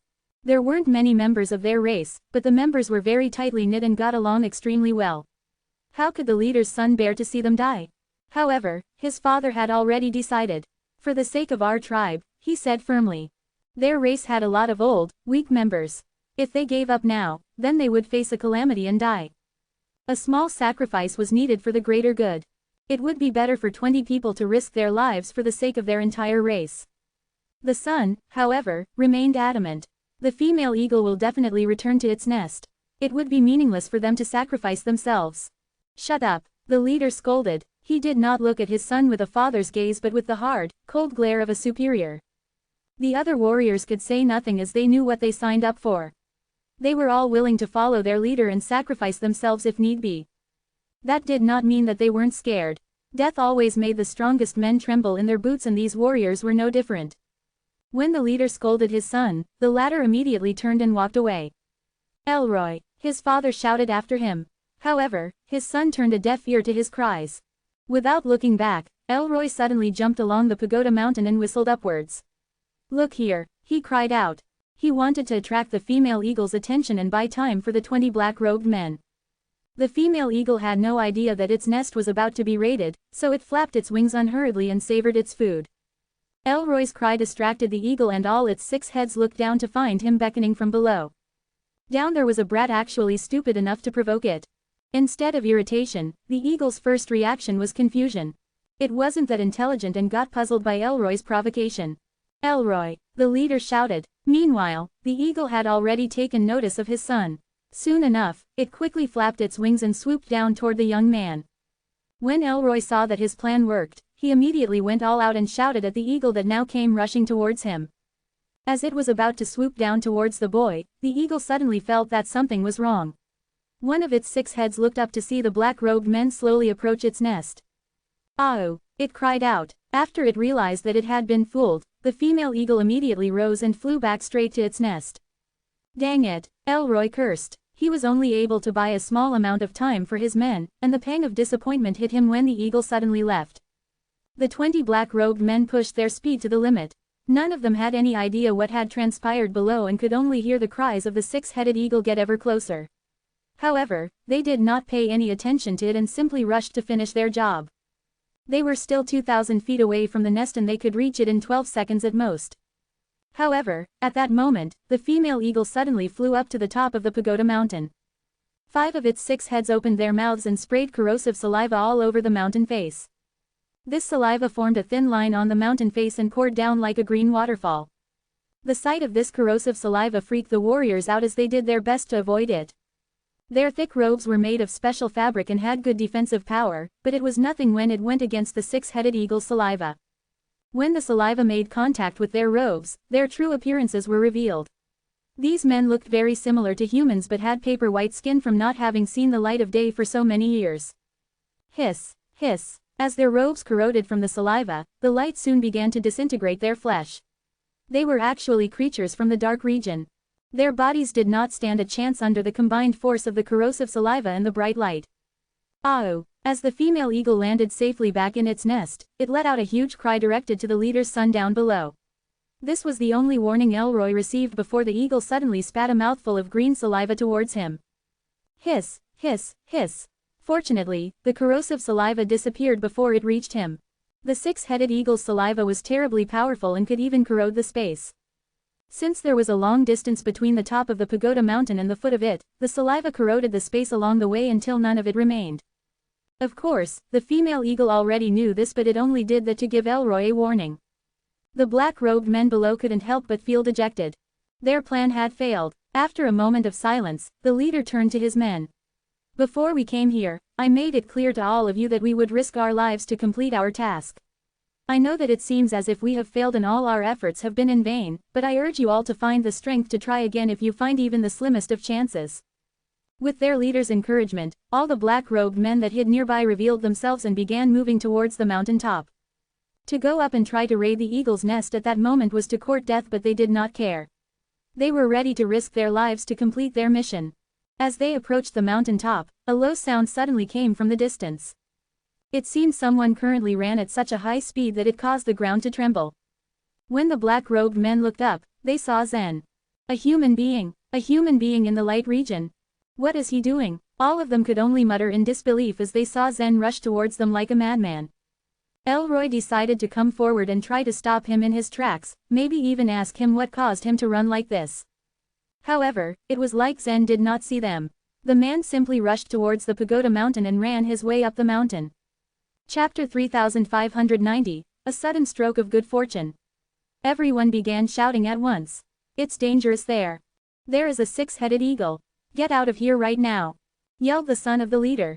His call was echoed by several other men in black behind him. They wanted to stop Zen from climbing up. However, Zen could not do as they said, even if he wanted to. The treacherous being had taken full control of his body. Although Zen's soul remained intact in his own head, he had no way to communicate with the treacherous being, so it was even less likely that the treacherous being could listen to anyone else. Without hesitation, without getting distracted, Zen continued to climb up. Clearly, the treacherous being was targeting the pagoda mountain upon which the six-headed eagles had built their nest. The piercing cry of a bird echoed in the air. The female eagle stretched out its neck to issue a warning call to Zen, who was already halfway to his goal. The six-headed eagle was very sensitive to danger, and sensed that Zen possessed a strange and powerful aura. Wary of Zen, the eagle did not immediately spit out corrosive saliva at him. Yet Zen continued to climb, oblivious to the threat posed by the six-headed eagle. Don't go up. That eagle has deadly saliva that will melt you completely. It has warned you already. That is weird. The six-headed eagles are always ready to attack without warning. Yes, that female eagle is reacting in a strange way. The men wearing black robes had prepared well. Because they intended to steal the eggs of the six-headed eagles, they had thoroughly immersed themselves in the lore and habits of the eagles, investigating them to discover their patterns of behavior. These men had learned that the eagles were quick to attack any creature that dared to approach them, so negotiation was virtually impossible. They would spit on anyone before they could say a word. The men had never seen the eagles hesitate before attacking an intruder. So for a six-headed eagle to warn Zen was very unusual. If it had truly been a warning, then there was only one obvious explanation: something about Zen must have caused the eagle to be afraid of attacking him directly. The black-robed men watched Zen closely. How powerful was this human youth? Everyone subconsciously rejected the idea that Zen could be very powerful. After all, no matter how strong he was still only a human. It was impossible for a human to grow strong enough for a six-headed eagle to be afraid of him. The eagle let out another mournful cry. Oh! It was obvious that the eagle was trying to warn Zen to go away, instead of engaging him in direct battle. What was going on? Was a six-headed eagle really afraid of a mere human? The people in black robes were confused at the unexpected behavior of the eagle, but there was also a glimmer of hope rising in their hearts. Could this human be capable of dealing with the six-headed eagles? The eagle got agitated after Zen ignored its second warning. It reared back and spat out a mouthful of deadly green saliva at Zen. The caustic liquid sizzled upon contact with the air. The eagle's saliva corroded everything it touched, even the air, and left behind a green line as it zoomed towards Zen's head. In the blink of an eye, Zen darted to one side. Controlled by the treacherous being, Zen's body had narrowly evaded the missile of deadly spit, dodging to the side with incredible speed and agility. This was the first time that the treacherous being had avoided an attack. It seemed to understand that the green saliva was dangerous to its host body. The six-headed eagle hooted furiously. All six heads rose together, and green smoke billowed in their beaks as they all prepared to spit simultaneously at the intruder. Huge blobs of corrosive saliva rained down on Zen. The men in black robes watched in tense silence, wondering how Zen would respond. Although they had never met him before, they recognized him as someone similar to themselves, and they felt some regret at the thought that he was about to be melted by the six-headed eagle's saliva after all. But Zen was not about to stand still and wait to die. Zen clung like a lizard to the wall of the pagoda mountain. He tilted back his head slightly and opened his mouth, releasing a white substance that fanned out across his body. As the white mass spread out, it thinned, like a white cloth that covered his body to provide protection against the corrosive saliva. Although the eagle's spit could still corrode the body of the treacherous being, it didn't care. The black-robed people were astonished by Zen's unexpected defensive maneuver. What is that white cloth made of? What a treasure it is, if the eagle's saliva can't corrode it. I've never seen anything that could withstand the corrosive saliva before. Where did he learn to do that? Of course, what they didn't know was that the white cloth was the real body of the treacherous being, and that Zen was under its control. Meanwhile, on another pagoda mountain, the Wing King had descended. Everyone on his back had witnessed what had been happening there. A part of the treacherous being's body voluntarily left Zen's body through his mouth. Should we act now? Asked King Yayan. Act? How? Can we pull that thing out entirely? Fuxi asked. King Yayan thought for a moment, but could not figure out a plan. Sighing, it said, so we will just watch and do nothing. The only thing we can do is wait. We must stay put and see what will happen next, said the snake goddess softly. At least the treacherous being was able to protect Zen's body from the corrosive saliva. Indeed, not only had the treacherous being preserved Zen's soul, it protected Zen's physical body. The situation was bad but not as dire as they had initially imagined. The eagle continued to spit at Zen, who was pinned beneath the white cloth to the wall. As the treacherous being blocked this wave of spit, it began to develop a rough estimate of the corrosive power of the eagle's saliva. Its body was plastered closely over every inch of Zen's body, so it looked like Zen's figure was outlined by a layer of wet white cloth. Zen lifted one arm, and the white cloth covered his skin closely, protecting him. He began climbing once more. With astonishing speed, he drew near to the top of the mountain, where the nest was located. The six-headed eagle let out cries of rage and swooped towards Zen. The female eagle was angrier than it had ever been, and six heads with their sharp beaks all pecked at Zen, determined to drive him away. Zen lifted his right hand, while continuing to grip the wall with his left. He swung in the air and easily avoided the pecking of the six heads.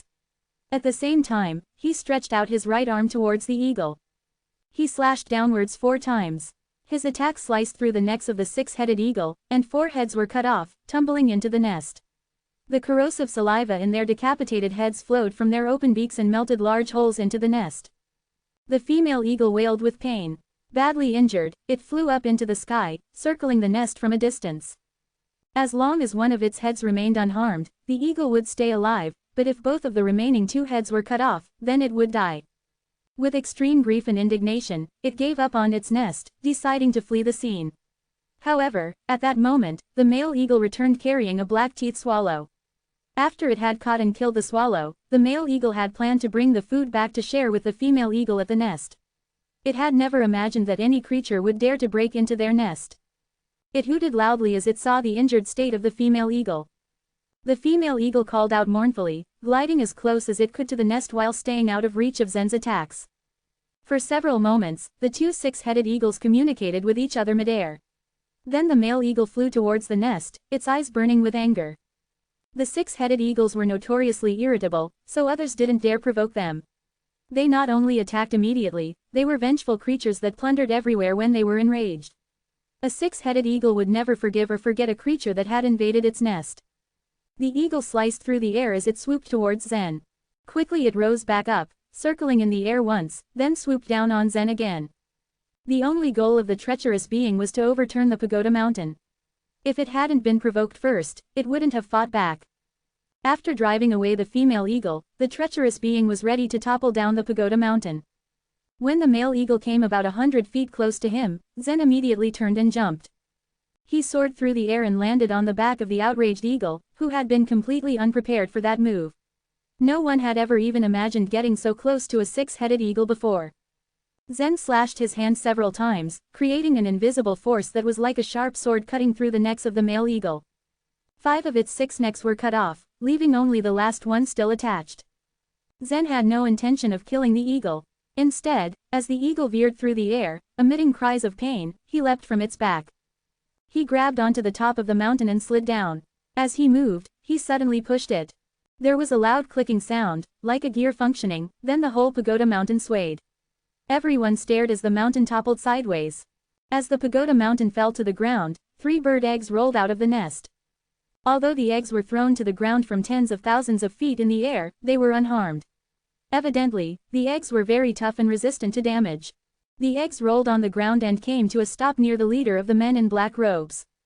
The black-robed people were stunned by this sudden stroke of good fortune. They stood motionless, staring at the precious eggs, hardly daring to breathe. Chapter 3591, Less.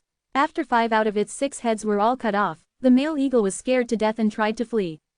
It didn't dare to attack Zen again and quickly flew high as it trembled. Howl, the female eagle, which was also badly injured, rendezvoused with the male eagle and retreated with it.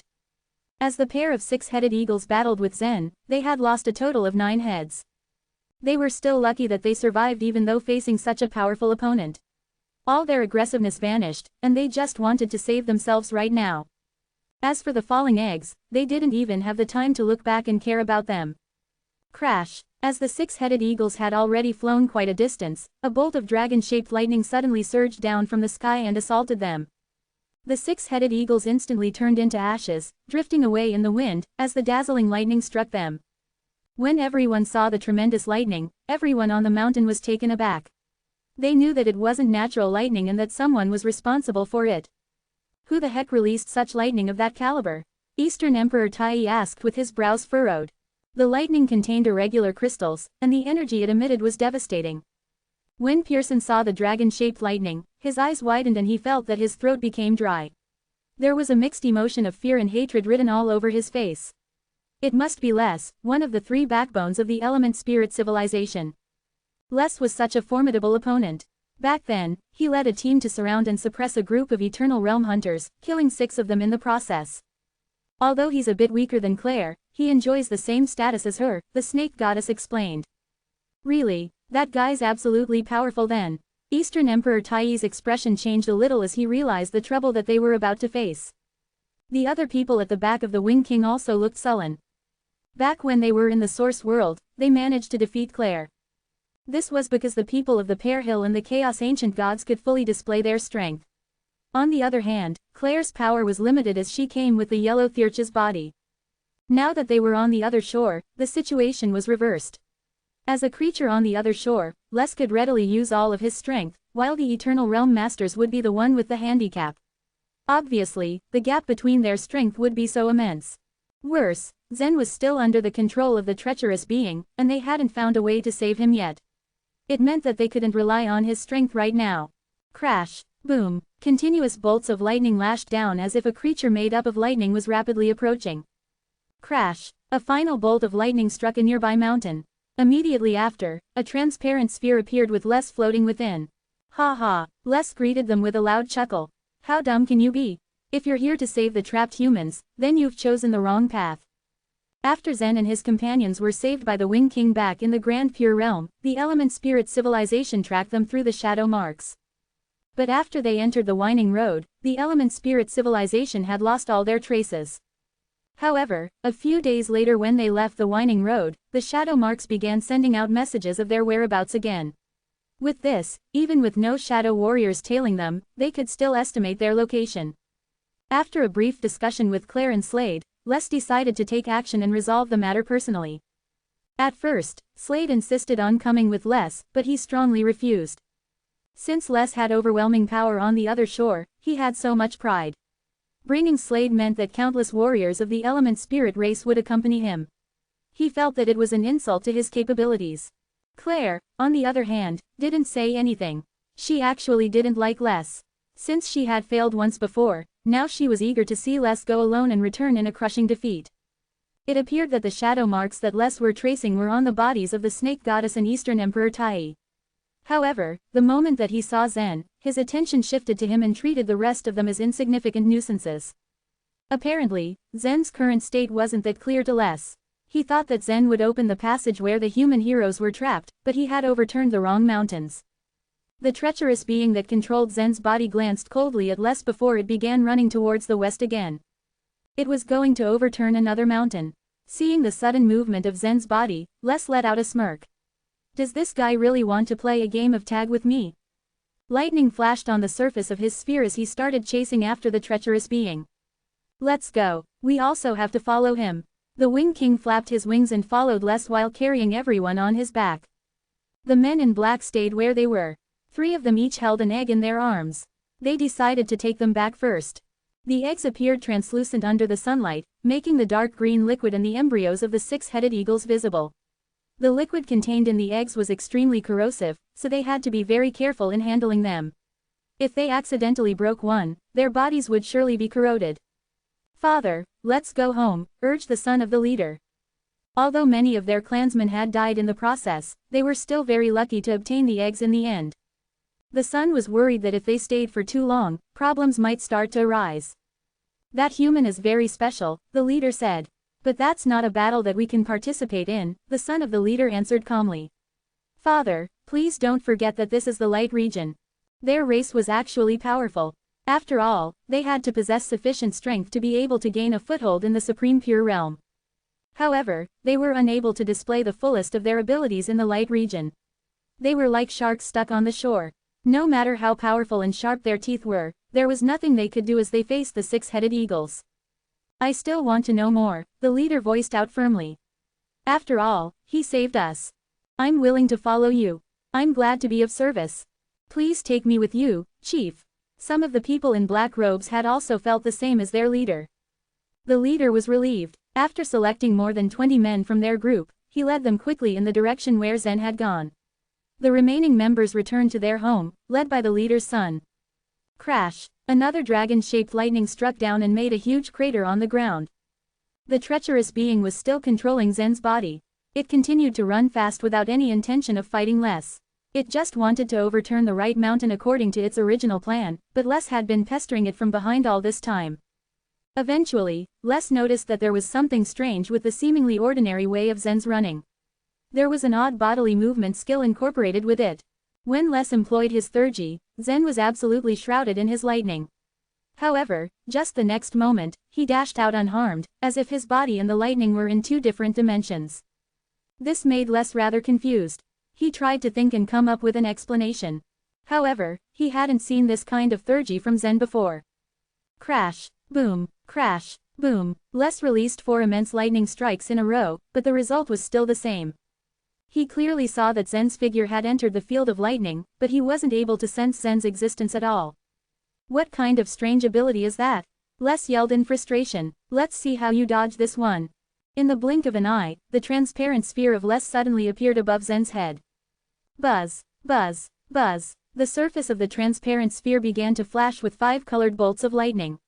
The red, green, purple, black, and blue bolts of lightning appeared like small serpents that tried to envelop Zen's head. Chapter 3592, Thunder Array. Buzz. Upon seeing that the colorful bolts of lightning were coming down to envelop him, Zen suddenly stopped on his tracks and evaded the lightning cage. Then, he leapt and landed on the transparent sphere. Through Zen's eyes, the treacherous being intently looked inside the transparent sphere. Les, who was inside, clearly saw Zen's face on the surface of the sphere. The sight was quite strange to him as he saw Zen stared at him with only the white of his eyes. It was kind of creepy since Zen's face didn't contain any shred of emotion as he stared and tried to pry inside Les's mind. A sense of discomfort quickly rose from Les's heart, which was caused by the unique aura of the treacherous being. However, at this moment, Les still didn't know that Zen's body was being possessed. Idiot off, you creepy mongrel. Les immediately stretched out his hand and gathered his energy on the surface of the sphere. Crack, a bolt of lightning burst out from the spot where Zen was attached. The power of the lightning was enough to pierce through him and send him into the air. However, Zen's body was extremely agile, like a nimble monkey. He easily dodged the lightning and leapt to the other side of the sphere. He landed and clung to the surface with both his hands and feet, and started staring at Les again with his white eyes. At this point, Zen knew that the treacherous being seemed to be very interested in Les. I said idiot off. Les stretched out his hand again and released another streak of lightning on the surface of the sphere. Zen still avoided his attack with ease and flew back. Crack, boom. Les tried to drive Zen off several times, but he failed miserably.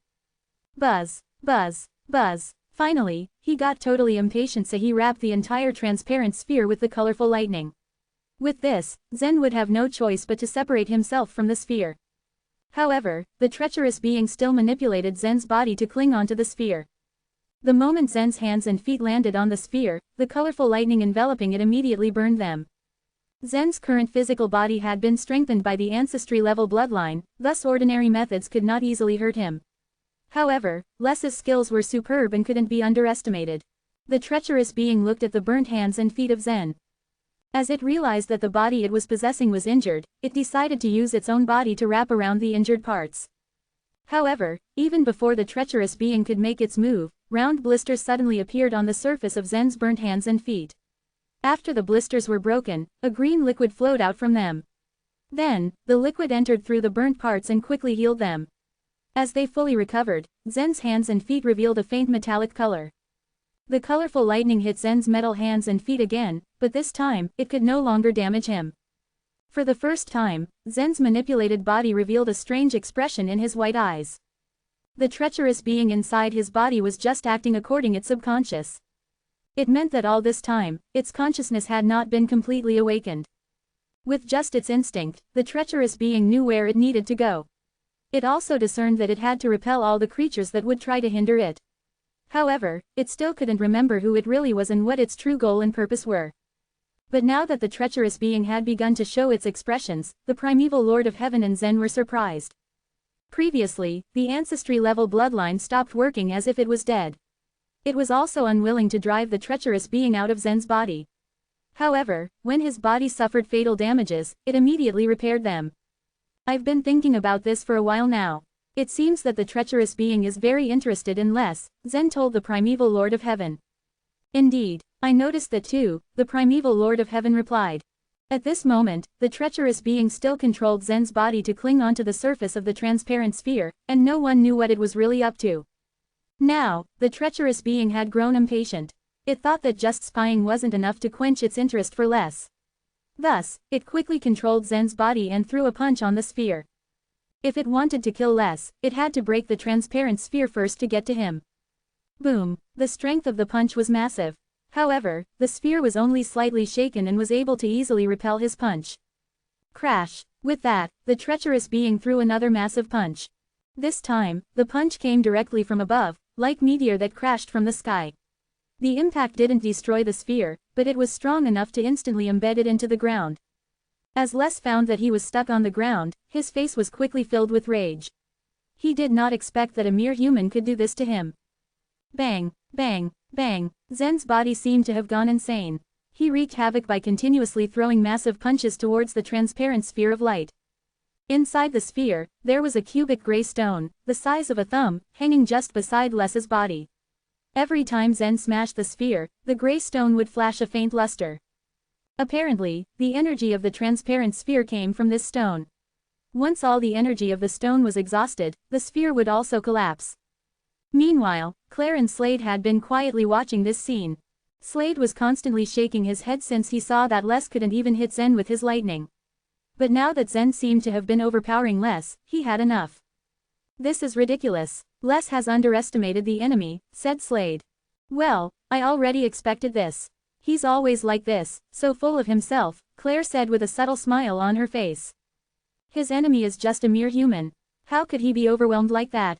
What a loser. I want to replace him, Slade demanded. Before, whenever Slade would speak, there would be no emotion involved because there were many members of the element spirit race that dwelled within his body. Every word that he would say was agreed upon by the collective consciousness of the members of the element spirit race. But now, his way of speaking had totally changed. Obviously, there was a lone member of the element spirit race that was speaking these words. Is that you, Gavin? Claire smiled as she noticed it immediately. Unfortunately, you can't just replace him. The ice spirit won't let you out unless Les is killed, Claire added. The strength of the members of the element spirit race inside Slade greatly varied. There were weak ones, which were the average members, but there were also powerful ones, which included Gavin.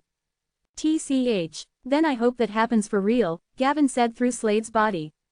However, although they were seeing that Les was in a bad situation, they didn't think that he would actually lose, let alone die. Boom, boom. Zen had already thrown more than 20 massive punches in rapid succession. The cubic stone hanging beside Les had started dimming, and a thin crack appeared on its surface.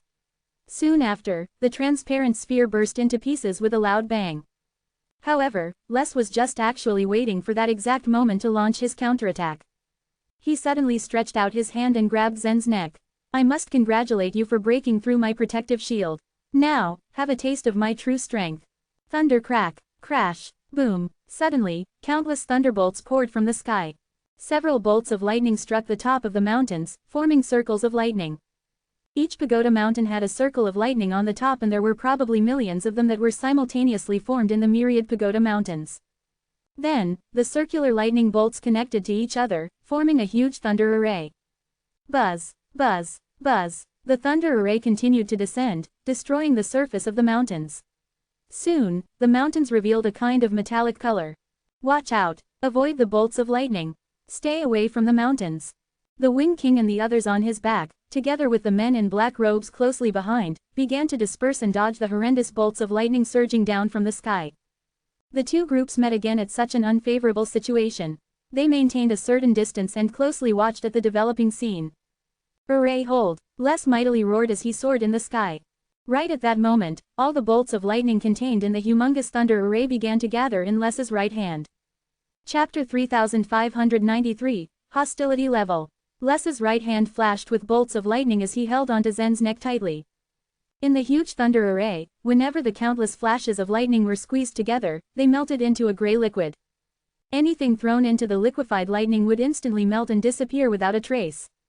Under the attack of the liquid lightning, Zen's body instantly reacted. Round blisters formed on his skin once more, oozing with a green viscous liquid. In defense, Zen's skin formed a layer of metal to protect himself. This layer of metal completely isolated the lightning from the outside. Humph, Les snorted. Then, the energy in the whole thunder array intensified and whirled around faster. In the liquid lightning that gathered, there were many small triangles wrapped in it. These triangles ground and drilled on the surface of Zen's body. Cracks began to appear on Zen's skin which glowed with metallic luster. His skin was gradually broken. Even the ancestry-level bloodline can't resist them. Zen cried in shock. After all, from the moment he obtained the ancestry-level bloodline, Zen saw infinite possibilities in it, and every possibility would be invincible. Zen was surprised, but so was Les. He had had no idea how Zen formed a layer of metal on his skin, neither did he know what exactly that metal was. He just knew that his lightning lost its effect on Zen the minute it appeared. In order to break Zen's physical body, he had no choice but to use thunder crystal fragments. A thunder crystal fragment was the hardest material in the world. As they continued drilling on Zen's skin, they finally breached past the metal layer and into Zen's body. A smile crept on Les's face when he saw his plan was working. With the help of the thunder crystal fragments, he was able to grind Zen into powders. Just when Les thought he had the upper hand, a white mass suddenly oozed out of Zen's wounds. It had a strange-looking mouth and hollow eyes, which stared into Les's. This is. Les's eyes widened slightly. It finally dawned on him why he had had such an unpleasant feeling. It was a treacherous being. This guy was possessed by a treacherous being. As one of members that held high position in the element spirit civilization, Les knew much more about the treacherous beings than ordinary people. As a result, he was fully aware of how terrifying it was to be in this situation. However, as soon as the treacherous being came out, two white hands encircled Les. Hiss. After the two hands twined around Les's body, a white film was formed, tightly enveloping him. Les's eyes darted back and forth, watching helplessly as he was being cocooned. Panic seized his heart. Desperately, he activated the thunder crystal fragments once more to try to break free from the treacherous being. The thunder crystal fragments were his trump card. To his horror, it had no effect on the treacherous being. Try as they might, those tiny triangular fragments couldn't even make a crack on the white film. Coo, coo, Les trembled at the creepy sounds. Then, a pair of hollow eyes emerged on the surface of the white film that enveloped Les. The strange-looking mouth appeared too, cracking an unsettling smile. Then the white film began to tighten gradually, squeezing Les little by little. From the other side, Claire and Slade both cried out in horror when they saw the treacherous being emerge. Who would have known Zen ended up getting possessed by a treacherous being when he passed through the winding road? It's a white hostility-level treacherous being, one of those on the winding road, Claire said. I wonder if Les will survive. Although Claire had teased Les playfully, she was under the impression he'd make it back alive. Now that the situation had taken a turn for the worse, she was a bit worried. Well, too bad for him, Gavin said with a smile. He was hoping Les would die, so that he could take his place. As members of the element spirit race, they had stayed on the Three Purities stage for a long time and they knew more about the treacherous beings than ordinary other shore creatures. These treacherous beings were special spirits that were categorized into three levels: the hostility level, the resentment level and the hatred level. The hostility level was the lowest level among the three. Treacherous beings at this level usually gathered in a fixed position, and they would act according to their own goals. They normally were not aggressive, unless someone provoked them or aroused their interest. Judging from the events that were unfolding, this treacherous being in particular was just acting in defense. However, once Zen lay prone on the transparent ball, the treacherous being obviously took an interest in Les. So the reasons why it attacked Les might be both to defend itself and destroy Les. Goo. The white film continued to shrink, and the strange face on the white film was deformed because of the shrink, making it look even more grotesque. Originally Les stood 50 feet tall, but the white film shrunk him down to 20 feet, then 10, 5. Les was a thunder spirit, but he had maintained his current form for countless years. Now that his body was being forcefully compressed by the white film, it ultimately collapsed. Even though Les's body had already broken down at this point, the white film showed no signs of stopping. In fact, it began to shrink even faster. 3 feet, 1 foot, 5 inches, 3 inches. By now, the white film was nothing but a speck. Of course, the creepy face was gone, too. Upon a closer look, however, the white film was now a tiny cube. When Zen and the primeval Lord of Heaven stared at this cube, they felt strange. Was it possible that Les had turned into a cube from being squished? Soon, however, they figured it out. When the white film was slowly shrinking, a small cubic stone was spat out. There were some cracks on it. Previously, the energy of Les's transparent light ball came from this small cubic stone. After being hit by Zen again and again, the energy in the stone was exhausted, and the transparent light ball that served as a shield naturally collapsed. Everything disappeared under the compression of the white form, except for the small cubic stone. I get it, the primeval Lord of Heaven suddenly said. Previously, when the treacherous being had manipulated your body to cling onto the transparent ball of light, it wasn't looking at Les but at the cubic stone beside him. It has taken a fancy to this thing. What's the use of this stone? Zen muttered. Of course, only something extraordinary would arouse the interest of a treacherous being. Coo, coo, coo. Whatever remained of the white film suddenly melted into a puddle of murky white water which flowed until it formed the shape of the treacherous being. Its unsettling face emerged once more. This time, its smile was even wider and creepier than ever. Then, it howled. These howls were so shrill, everyone who had the misfortune of being within earshot winced in severe pain. Unfortunately, the Wing King and the other warriors with him, as well as the men in black, didn't have the time to clamp their ears shut, so they all buckled under the sound of the treacherous being's howls. Fortunately, this didn't last long. After a while, the howls stopped. The part of the treacherous being that was outside Zen's body slowly returned, along with the small, cubic stone. Because Zen had no control over his body, he didn't feel a thing when the cubic stone entered his body. Chapter 3594. Go deep into the freezing wilderness. After the cubic stone was stuffed into Zen's body, the remaining white film left outside his body split open. A ray of blue light flashed from the white film. It was a bolt of lightning almost the size of a thumb. It was the real body of Les. Les' figure had also shrunk. As the treacherous being had powerful strength, it wouldn't take much effort to kill Les. However, it seemed that the treacherous being had no intent to kill Les. It started to place the remaining white film back onto Zen's body and left. The thumb-sized Les paused for a moment in surprise. He didn't expect that the treacherous being would let him go. He then realized that it was not a safe place. His strength had extremely weakened. Any Eternal Realm warrior could kill him now. Crack! Les flew fast. He quickly turned into a bolt of lightning and disappeared before everyone's eyes. Zen's and the primeval Lord of Heaven's eyes widened when they saw Les escape safely. The treacherous being was never a kind creature. Why would it let off Les? The treacherous being strangely took action from the very beginning. Let's wait for the heavenly obsession civilization to decipher the words it has uttered, the primeval Lord of Heaven said. When it obtained the cubic stone, the treacherous being let out a howl. The howl sounded like a low reciting voice to Zen's ears. Zen never missed the treacherous being's words. He quickly sent this recitation sound into his inner world, asking the heavenly obsession civilization to decipher it. Perhaps because the heavenly obsession civilization had been accustomed to the characteristics of the treacherous being's language, or because the sentence was short, the heavenly obsession civilization quickly answered. It said the stone is called the Holy Stone. Holy Stone, the primeval Lord of Heaven thought for a moment. I've never heard of such a stone. He shook his head. After thinking for a while, Zen said, the stones used to make the ground and pillars of the eternal divine courtyard are closely similar to that cubic stone, but I can't tell whether they're related or not. Some things look the same, but their actual uses were different. Zen could only tell them his guess. Nevertheless, what triggered the treacherous being must be something extraordinary.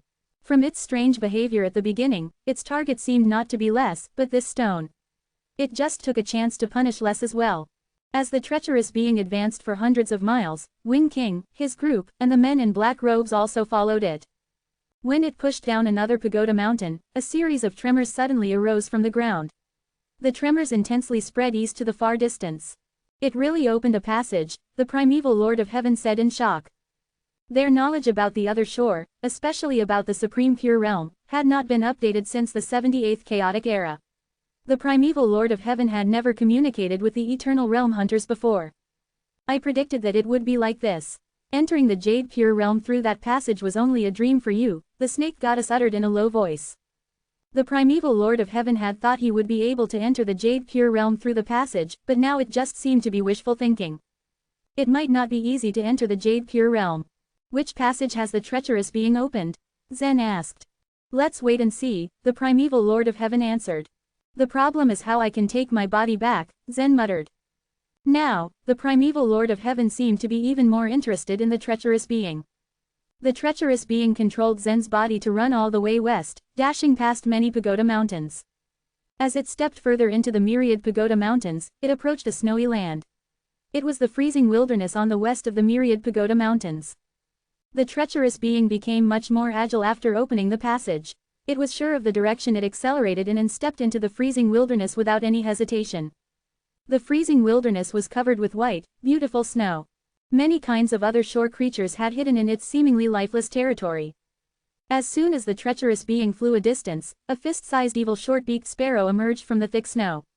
The number of the evil short-beaked sparrows was extremely large, and they liked to attack their targets in groups. The evil short-beaked sparrows let out a series of chirps, as if calling out to many flocks.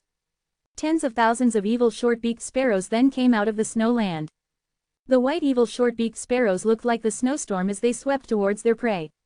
With the terrifying attack of the evil short-beaked sparrows, ordinary other shore creatures could be bitten to death in only 3 to 6 seconds. This time, the situation was beyond the expectations of the evil short-beaked sparrows. When all the evil short-beaked sparrows came to only 3 feet away from their prey, a strange force had split them in half. The first one was killed in an instant, up until the 10,000th one. Puff, puff, puff. The evil short-beaked sparrows had now turned into a rain of scarlet blood falling on the snow of the freezing wilderness, leaving behind a bloody trail. The Wing King was following behind unhurriedly. When Pearson saw the scene, he was also amazed. The treacherous being's power is really frightening.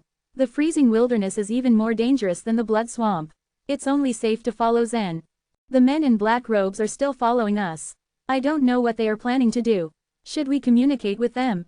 Fuxi asked, pointing behind them. Although the men in black robes did not show any hostility, Fuxi felt uneasy upon seeing them follow. Let me do it, the snake goddess insisted. She turned around and glanced back at the men in black robes. Who are you? Why have you been following us? She asked through her life vitality. The leader of the men in black robes hesitated at first. After all, it was not a good idea to follow them all the way. When he heard the voice, he replied, "We are from the Night Being race. We bring no harm, we are here to help."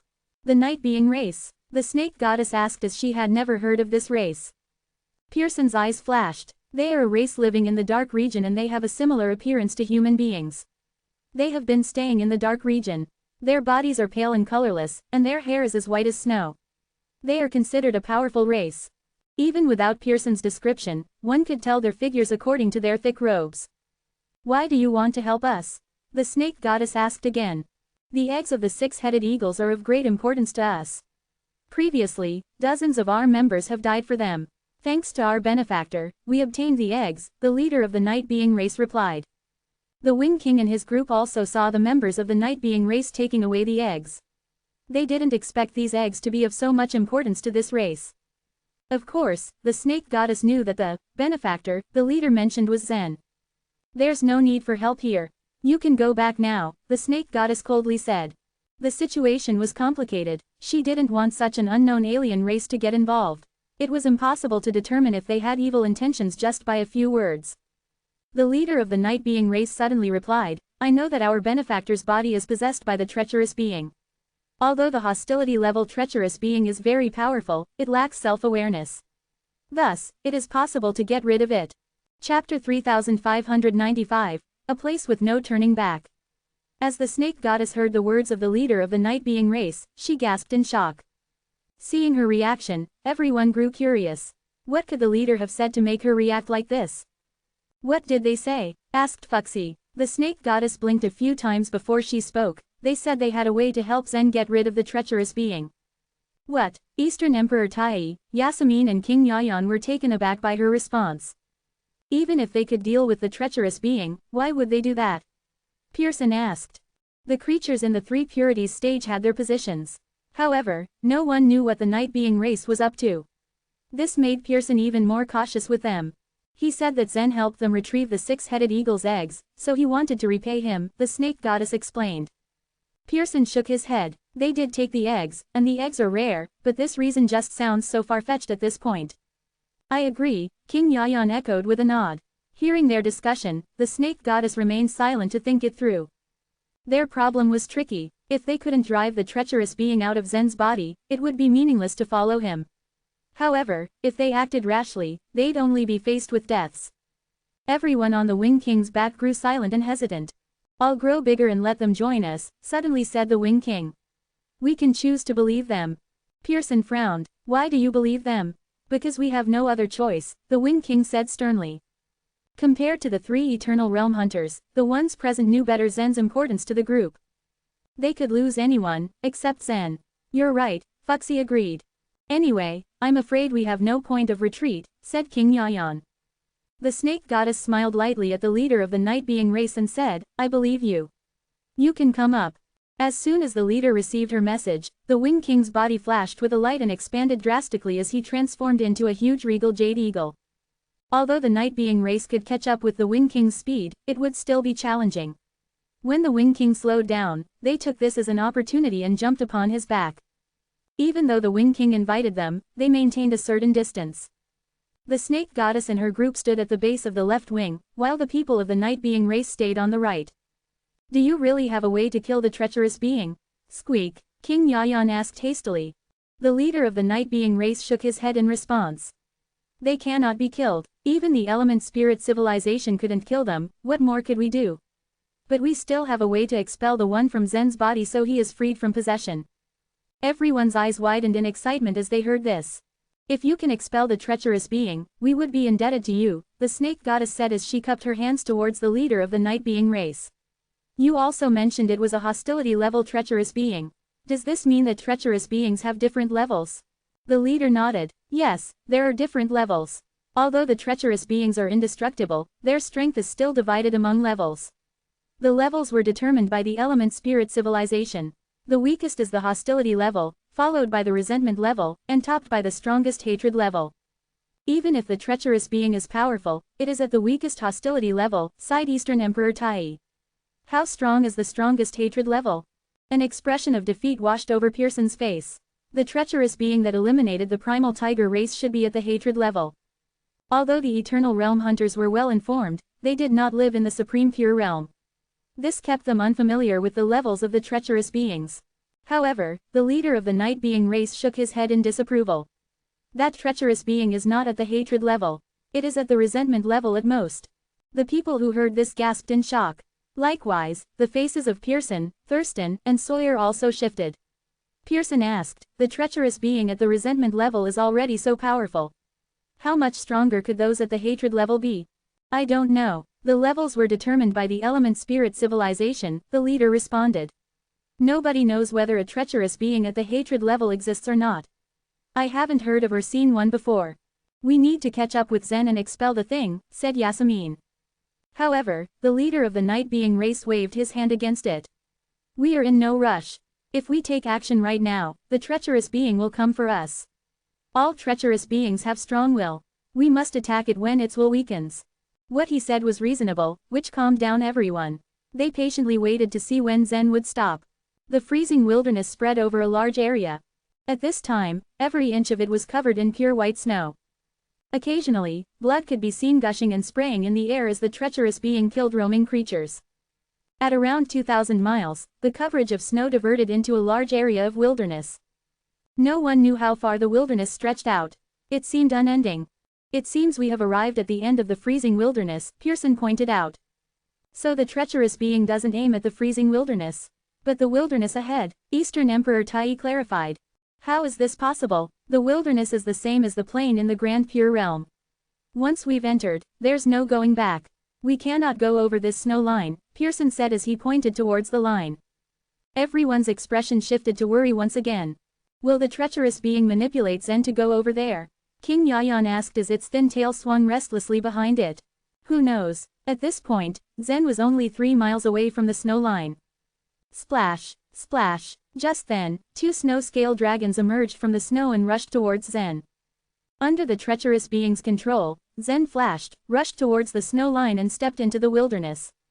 The 2 snow-scale dragons tailed Zen, and they had already opened their big mouths. Seeing that Zen went beyond the snow line, they suddenly stopped and immediately retreated.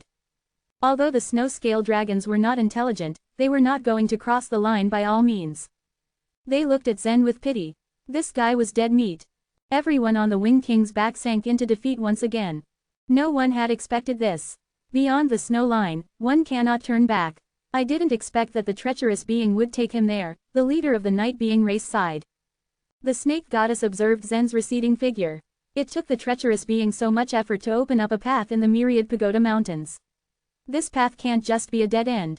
What do you mean? King Yayan asked. Follow him in, the snake goddess ordered. Chapter 3596, Holy Wings Armor. It's too dangerous to enter the wilderness so recklessly, Pearson immediately remarked. Thurston and Sawyer nodded in agreement. It was far beyond dangerous. To enter the wilderness carelessly was to gamble one's very life. While the 3 Eternal Realm hunters were willing to follow Zen, that didn't mean they were willing to risk their lives for him. Looking at Pearson with her eyes full of determination, the snake goddess said, Of course, I won't be forcing anyone here to come along. I will enter first. It was a place of no return. As the name suggested, after one crossed the snow line, it was impossible to look back, let alone retreat. If the snake goddess managed to remain safe and sound in her attempt, the others' worries would be alleviated. I'll go with you, Fuxi said. Okay, the snake goddess nodded. The two pair hill leaders had a clear understanding of the current situation. If they really failed, then everything would be destroyed. They would die anyway. If they didn't try now, they could only live a while longer. To the Eternal Realm warriors that had lived for countless years, the period was merely a fleeting moment. It didn't mean much to them. "I'll help you kill the two snow-scale dragons," said Pearson. They were hidden in the snow, revealing a pair of small eyes, greedily staring at the group of people above. If Fuxi and the snake goddess went down, they'd definitely fall under attack. Whoosh! Jumping off the Wing King's back, Pearson rushed toward the two snow-scale dragons. When the two snow-scale dragons saw their prey approaching, their eyes flashed with greed as they rushed out of the snow with their jaws open wide. When Pearson reached the snow-scale dragons, his body suddenly transformed into thin threads that wrapped around them. Buzz! Simultaneously, Thurston and Sawyer summoned the Black Sun once again. Under its strong force of attraction, the two snow-scale dragons had no chance to resist. They were sucked into the Black Sun. Hiss, hiss, hiss. Pearson's body was outlined with thin threads before returning to its original form. When the people in black robes saw how the three Eternal Realm hunters cooperated with each other, they exclaimed in admiration. Truly, the cooperation between the three of them was perfect. Fuxi and the snake goddess didn't hesitate about their plan. They didn't even offer any last words to the others. The two of them moved quickly, arriving at the snow line. The thick snow stopped there, forming a low snow slope. Under the slope lay a barren wasteland. When the two stood on the slope, they could still see Zen's receding figure. They exchanged glances without any hint of fear in their eyes and entered where Zen had stepped through. After crossing the snow line, the two took a few steps toward the wilderness. On the Wing King's back, the people watched their every move. Can they turn around? God bless them. Please don't let this be a dead end. They all prayed fervently in their hearts. Then, Fuxi and the snake goddess turned around, almost in sync, and smiled faintly. Fuxi even stepped back on the snow line and said, "There is a road inside. It should be safe. Don't worry, everyone." And so he entered the wilderness once again, moving back and forth between the two areas, boundaries. In the wilderness, the road was a stark contrast against the surrounding soil in color, but no one could see it from where they stood on the snow land. They had to enter the wilderness to figure it out. "I'll go and have a look." Taking a small leap, Eastern Emperor Tai followed suit and crossed the line, landing into the wilderness, his movements as light as a swallow's. There, he looked down to find the path with a slightly dark color extending a far distance, and Zen walked on the far end of it. Seeing how the several warriors could enter and leave freely, the three Eternal Realm hunters let go of their psychological burden and decided to enter as well. If it wasn't actually a death trap, they were quite willing to see what was out there and offer their help. The men clad in black robes took some time to discuss and reach an agreement. Then, they silently crossed the snow line as well. In the end, only the Wing King remained in the air. His body suddenly shrank tenfold, down to 10 feet in height, before he crossed the snow line and entered the wilderness. Once he did, the snake goddess turned around and headed back to the line, stopping to stare at it for a moment. Her fingers trembled slightly, making 2 crimson energy beams shoot out. With a sudden swing of her arms, the 2 beams detached from her and shot rapidly along the snow line on her 2 sides.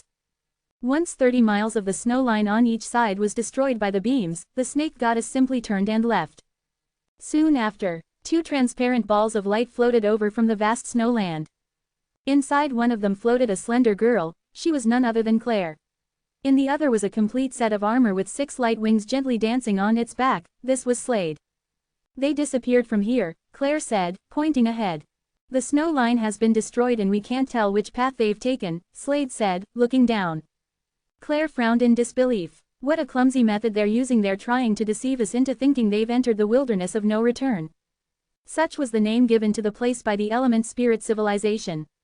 Maybe they really have gone to the wilderness of no return. There's a road that opened up in the myriad pagoda mountains, after all, Slade concluded. He and the snake goddess seemed to have the same idea. Every road that opened up in the myriad pagoda mountains was unusual, so even the wilderness of no return likely had a road connected to it. Much to his surprise, Claire looked at him mockingly as she said, "I think we should let Gavin control the Holy Wings armor. Let all the members come out. They must be hiding in the snowland. We must find them, even if that means turning the entire land upside down." Claire's remark made Slade fall silent. Strictly speaking, he held power greater than that of both Claire and Les, and his status was only second to that of the Eye Spirit. But there were still tens of thousands of members of the element spirit race inside Slade's body, each of them holding different opinions. Some believed that Zen and his group were hiding in the snowland, while others believed that they had broken into the wilderness of no return. After a few seconds of silence, the discussion among the members of the element spirit race in his body turned into a fierce argument. Eventually, it ended with most people believing that Zen and the others with him were all hiding in the snowland. Then, all members of the element spirit race of various forms emerged from the Holy Wings armor. Following Claire's orders, the members of the element spirit race began an inch-by-inch search across the snowland. 2 dots of gray light flashed on the Holy Wings armor helmet. It was now being controlled by Gavin alone. "Thank you, Claire," he said in a clearly joyful tone. She threw a casual glance at him before she said, "Les is seriously injured, but he refuses to die. If you really want to take control of the armor forever, you must perform well these days." The armor held an important position in the element spirit civilization.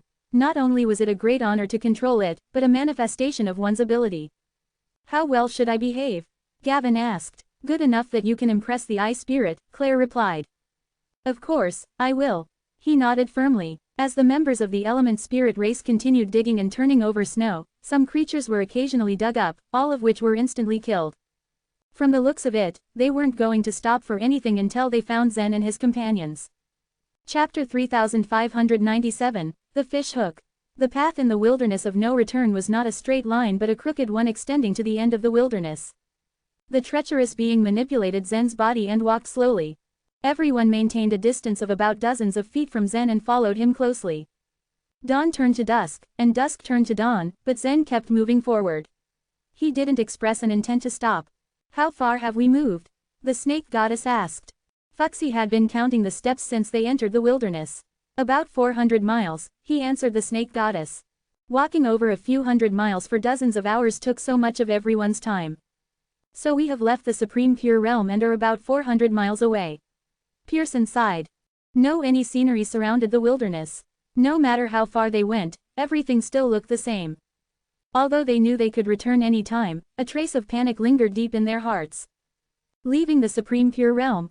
That's right. The leader of the men in black robes nodded in agreement. Although the Supreme Pure Realm was a large area, its extent was limited. The wilderness of no return surrounding the Supreme Pure Realm obviously didn't belong to it. "I don't know where we'll end up if we keep going like this." "Squeak," said King Yayan. "The road doesn't go on forever." Eastern Emperor Tai shrugged, smiling optimistically. The snake goddess suddenly pointed and said, "Everyone, look to the side." While everyone's eyes were fixed up front, the snake goddess peripherally saw a black line from the side. "What's that?" Pearson's eyes glared with curiosity. After walking in the wilderness for too long, anything they saw made them cautious. "I can't see it. The distance between it and us is too far." "I can't tell." Everyone squinted into the distance, but the black line was too far to be distinguished. From their view, it looked like a thin black snake lying on the ground. "It's a river," the Wing King suddenly said behind the crowd. "Can you see it clearly, Wing King?" Squeak, asked King Yayan. "Good eyesight," Pearson commended. They all thought the Wing King's eyesight was the best among them, but he shook his head and said, "Zen told me." Zen was still communicating with the Wing King through the civilization artifact in his inner world. He could also see things through his eyes. His current eyesight far exceeded that of the group behind him. "A river in the wilderness. Why is there a river?" the snake goddess asked with suspicion. Zen said it's the divine river, Wing King continued. When they heard this, the look on the crowd's faces changed with ease, but Pearson was lost in thought. The place of origin of the divine river was the Jade Pure Realm. The river flowed through the Supreme Pure Realm and the Grand Pure Realm. If they went upstream along the divine river, they would reach the Jade Pure Realm, but no one had ever succeeded in getting to the Jade Pure stage in this way. If one moves upstream along the divine river in the Grand Pure Realm, they can reach the central plane of the Grand Pure Realm. That plane should be connected to the wilderness. Pearson suddenly came into conclusion. In other words, the boundless center of the Grand Pure Realm is connected to the extension of the Supreme Pure Realm, the snake goddess added. Fuxi chuckled. The person who designed the three purities stage is indeed interesting. As they walked, they discovered that the line of the divine river converged from afar. It became more recognizable as they got closer and closer. Splash, splash, a sound of waves crashed from the divine river while golden objects streamed along its waters. "They are the golden bites," said King Yayan. These golden bites could devour anything that appeared along the river. If we can enter the divine river here, I think we can collect many good items. Eastern Emperor Taiyi's eyes revealed a look of envy. He had stayed in the divine river for a long time and there was a fierce competition about the river in the flaming maple forest.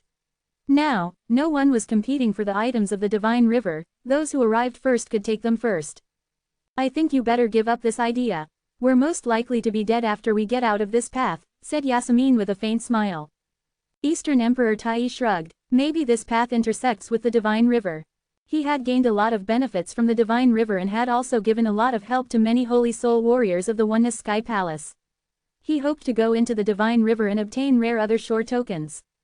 Just as Eastern Emperor Taiyi said, the divine river was getting nearer to the path they were walking. The shortest distance between the river and the path was only 30 feet.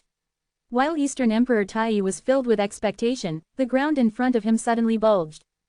2 copper trestles arched out from the ground, forcibly creating an entrance to a cave. The material of the trestles was the same as that of the Copper Myriad Pagoda Mountains. The passage that the treacherous being had opened was this cave. Do the mechanical devices at the bottom of the Myriad Pagoda Mountains extend all the way here? King Yayan asked in confusion. Of course not. Pearson disagreed. If they did, wouldn't it be easy to find the passages by moving along the mechanical devices underground? That's right. King Yayan nodded. Zen walked to the front of the cave and paused. He suddenly turned his head and opened his mouth wide. It is going to howl again. Fuxi curled his lip and damaged his hearing to protect himself from the loud voice. Everyone was deeply afraid of the howls from the treacherous being. Before the treacherous being's wail could be heard, they had already taken action to damage their auditory senses. They deafened their ears in unison. After wailing at the entrance of the cave, Zen quickly went inside. The crowd proceeded to follow closely. To their surprise, the cave was shallow. It took them only 100 feet to reach its end. Many fishhooks hung down at the end of the cave. These fishhooks flickered conspicuously with light blue luster amid the darkness. The treacherous being was clever. It controlled Zen's body to jump up and bite one of the fishhooks. Zen hung in the air, twisting while he pulled on the fishhook, like a fish biting onto a bait. Zen, the primeval lord of heaven, and those in the cave were puzzled. Suddenly, a huge force came from above and dragged Zen to the darkness above the cave. It was as if a fisherman had caught a fish. Zen has been caught, King Yayan exclaimed. This cave is only 100 feet deep. According to the slope, it should be only about 10 feet high. Why does the space above seem to be so large? Fuxi asked in confusion. The space rules in the 3 purities stage are chaotic. Let's follow them and have a look, the snake goddess said as she went to observe the fish hooks. Squeak, how do we get up there? Should we do the same as Zen did? Asked King Yayan. That's the only way. As the snake goddess spoke, she jumped up and bit the fish hook that hung down from nowhere. Waiting for a few moments after biting the fish hook, the snake goddess wasn't dragged upwards at all. She could only twist her slender body as Zen did. She frowned and got morose when she suddenly felt a huge force from her mouth and was instantly dragged up. Chapter 3598, The Large Pool. After the snake goddess was dragged away, it was Fuxi's turn. Fuxi walked towards the bottom of the fish hook and glanced at it. Then, he gingerly jumped up, held the fish hook in 2 fingers and then dragged it down a few times. Since he thought that he did not have to bite the fish hook, he wanted to give it a try. If the fish hook did not drag him up, then he would bite it. But as soon as he dragged the hook about 4 times, it suddenly pulled him up. At that moment, everyone realized that they only needed to grab the fish hook. Therefore, Eastern Emperor Taiyi, Yasmin, and King Yayan followed suit and grabbed the fish hooks, which dragged them upwards. Naturally, the 3 Eternal Realm Hunters also did the same. By the time most of them had gone up, only the Wing King and the men in black robes remained. The leader of the men in black robes glanced at the Wing King and said, "Let's go up too, but we have to leave 8 people here to guard." "No, you all can go up together if you want. I will seal the cave," said the Wing King.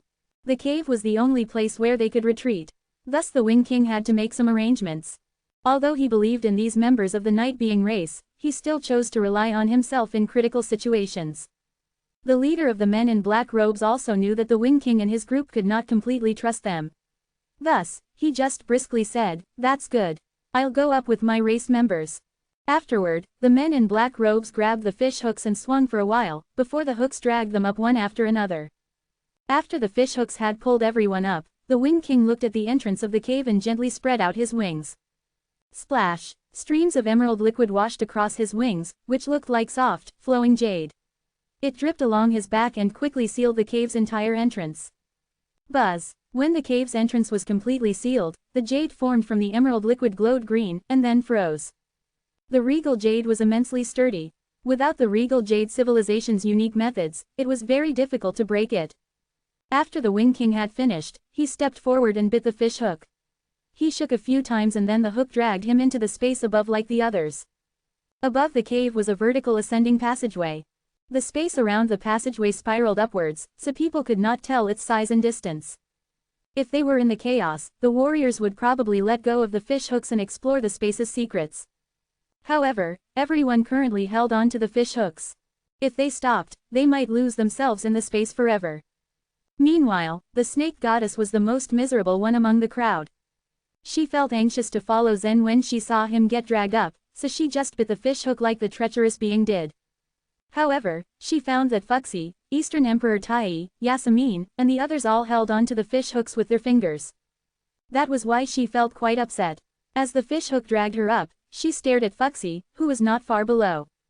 In turn, Fuxi just smiled bitterly at her. He thought that he should bite the fish hook just like she did so that she would not feel so sad and embarrassed. Fortunately, the fish hook did not rise very fast. Then, the snake goddess slowly reached towards the corners of her mouth and tightly gripped the fish hook with her fingers. Swoosh! About an hour later, everyone saw the green light and blue light intertwine above them. The light floated around the space like waves as they gently and slowly moved up and down. At that point, Zen rose slowly. As he crossed the blue and green waves, circles of blue and green ripples spread out. Then, everyone below him got surprised. It seemed that they were in some kind of special water, but the water did not exist at all. It was just the scene above that caused such an illusion. Soon enough, it was the snake goddess's turn. Then Fuxi, Eastern Emperor Tai, and the others followed her. All of them also caused blue and green ripples when they passed through the waves as well, as if they were fish out of water. Furthermore, a new scene appeared in front of everyone as soon as they passed through the blue and green ripples. All of them were in a big square pool, and around the pool stood many great bronze human statues. Each bronze statue sat cross-legged beside the square pool and held a long fishing rod in their hands. Of course, the fish hooks hung down from those fishing rods. The statues were quite massive in size, so the fishing rods were naturally the same. The rods measured about 500 feet long, and each rod was so thick that two people could get their arms around. Zen climbed onto the fishing rod and then jumped towards one of the statues. Why are there so many human statues? The primeval Lord of Heaven asked in surprise. After Zen looked at them for a while, he said, they are not the human statues but the human spirit statues. These bronze statues were very similar to those in the eternal divine courtyard, but the bronze statues by the pool had different appearances. Some of them had long hair, some were bald, some were old, some were sitting, and some were standing. They must have been famous and extraordinary in their world. The primeval Lord of Heaven thought for a moment and agreed with Zen's speculation.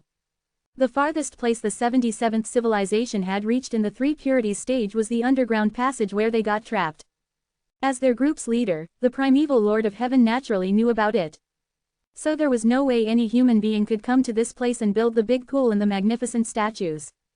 There was only one possibility. It was the human spirits of the Four Spirits sect that did such a thing. On the other hand, Zen silently counted the statues beside the pool. 200 bronze statues, he muttered. Their total number corresponds to the 200 treacherous beings on the winding road, right? The primeval Lord of Heaven asked. Just then, his eyes lit up as if in realization. I think so. Zen nodded. Back then, the primeval Lord of Heaven had told Zen that the treacherous beings were very likely to be the souls of the instant civilization. Based on the number of bronze statues, it was highly possible for this assumption to be true. The treacherous being controlled Zen's body to walk a certain distance, and stopped in front of a bronze statue at the corner of the pool. The bronze statue was a young man with curly hair. He rested on the ground and lazily held the fishing rod in his arms. When the treacherous being saw the bronze statue, its consciousness became a little level-headed. Then, it controlled Zen to touch the statue's face, and at the same time, it let out a series of deep whines. This time, however, it wailed all of a sudden. Thus, the group of people who followed behind had no time to damage their hearing and had no choice but to listen to the sound. Yet, After the whales stopped, the snake goddess, Fuxi, Eastern Emperor Tai, and the others looked at each other in dismay. Although the treacherous being sounded as unpleasant as ever, it was completely within the range of their tolerance. Even the unpleasant aura that Zen's body had emitted alleviated by multiple times. Did the treacherous being become weak? I feel that the grinding howl did not make me very uncomfortable this time. Squeak, said King Yayan. This treacherous being's will has weakened. The statue that rests on the ground is either the treacherous being itself or someone highly important to it, the leader of the men in black robes said from behind. Its will became weaker, Fuxi asked. He paused deep in thought, and an idea popped in his head. Can you drive it out of Zen's body now? He asked. There's no hurry, said the leader of the men in black robes. Then he added, this is the treacherous being's place of origin. Its will only get weaker and weaker, and by that time, I will be more confident to help Zen get rid of it. Chapter 3599, Armor. Though the Wing King had accepted the Night Being race by asking them to climb onto his back earlier, Fuxi, the Snake Goddess and the others were still dubious about them. After all, the Night Being race couldn't even handle the six-headed eagles. What made them think they could deal with the more powerful treacherous being? However, the leader of the Night Being race did prove himself. Now, everyone looked to him expectantly. While the treacherous being was howling in front of the statue, Zen had already transmitted the words he had heard into his inner world. Soon, the Heavenly Obsession civilization had deciphered them and announced the translation, I remember. My name is Campbell, I want revenge. When Zen and the primeval Lord of Heaven heard these words, their hearts skipped a beat. These words revealed two pieces of information. Firstly, the treacherous being's name was Campbell, and secondly, he had an enemy.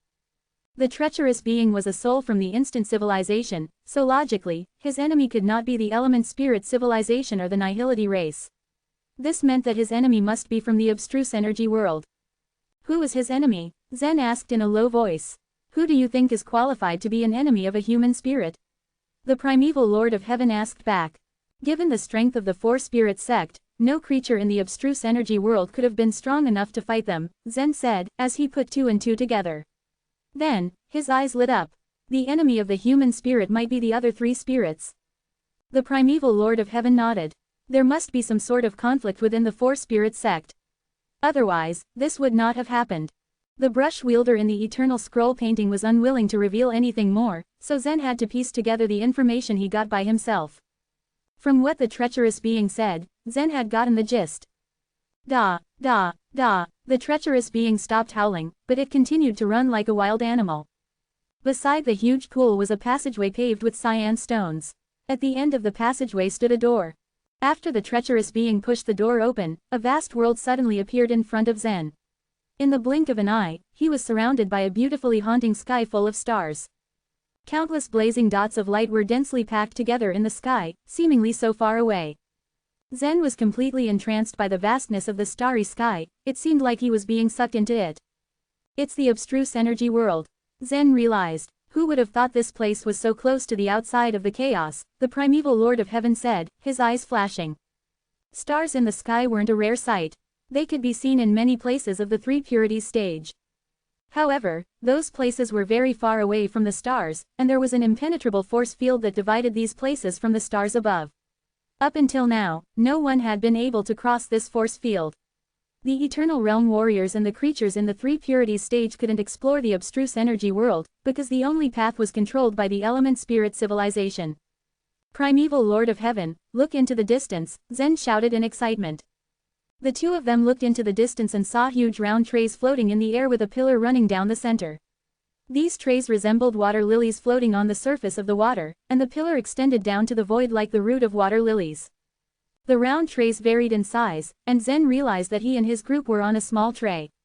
After observing for a while, the primeval Lord of Heaven said affirmatively, this is likely to be the highest realm of the Three Purities stage, the Jade Pure Realm. Yes, I agree, Zen nodded in a daze. In fact, when they were being dragged by the fish hooks, they had already speculated about this, but they were not too sure. After all, this might just be a special space. However, with the round trays and the abstruse energy world so tangibly close, they realized the truth. Well then, the passage where we are trapped should also lead to the Jade Pure Realm. I wonder which tray it leads to, the primeval Lord of Heaven remarked with a look of epiphany. At first, he had thought that only one road could be opened up in the myriad pagoda mountains, namely the one where the 39 human heroes were trapped. Only after the Eternal Realm hunters sent some information about the myriad pagoda mountains through the Wing King did the primeval Lord of Heaven realize that there was more than one road. Besides the one that had trapped them, the Element Spirit Civilization and the Nihility race each mastered 3 more. In the past, no one knew where these roads would lead to. But now, they finally understood. Every road eventually led to the Jade Pure Realm. However, the Jade Pure Realm was apparently made up of large and small round trays, and different roads led to different trays. The crowd behind Zen also looked around with awe, their eyes practically popping out of their skulls. This must be the Jade Pure Realm. It's a branch of the Jade Pure Realm. The myriad pagoda mountains are indeed the keys to the Jade Pure Realm. Everyone whispered amongst themselves excitedly. The treacherous being, however, continued to move forward.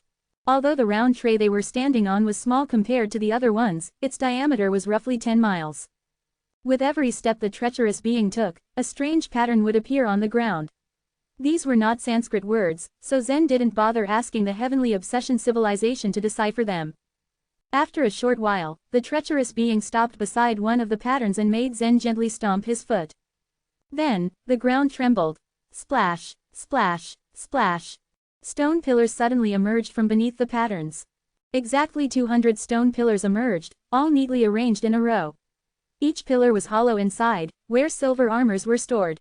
The armors and weapons came in different shapes and sizes, but they all seemed to be of the same style.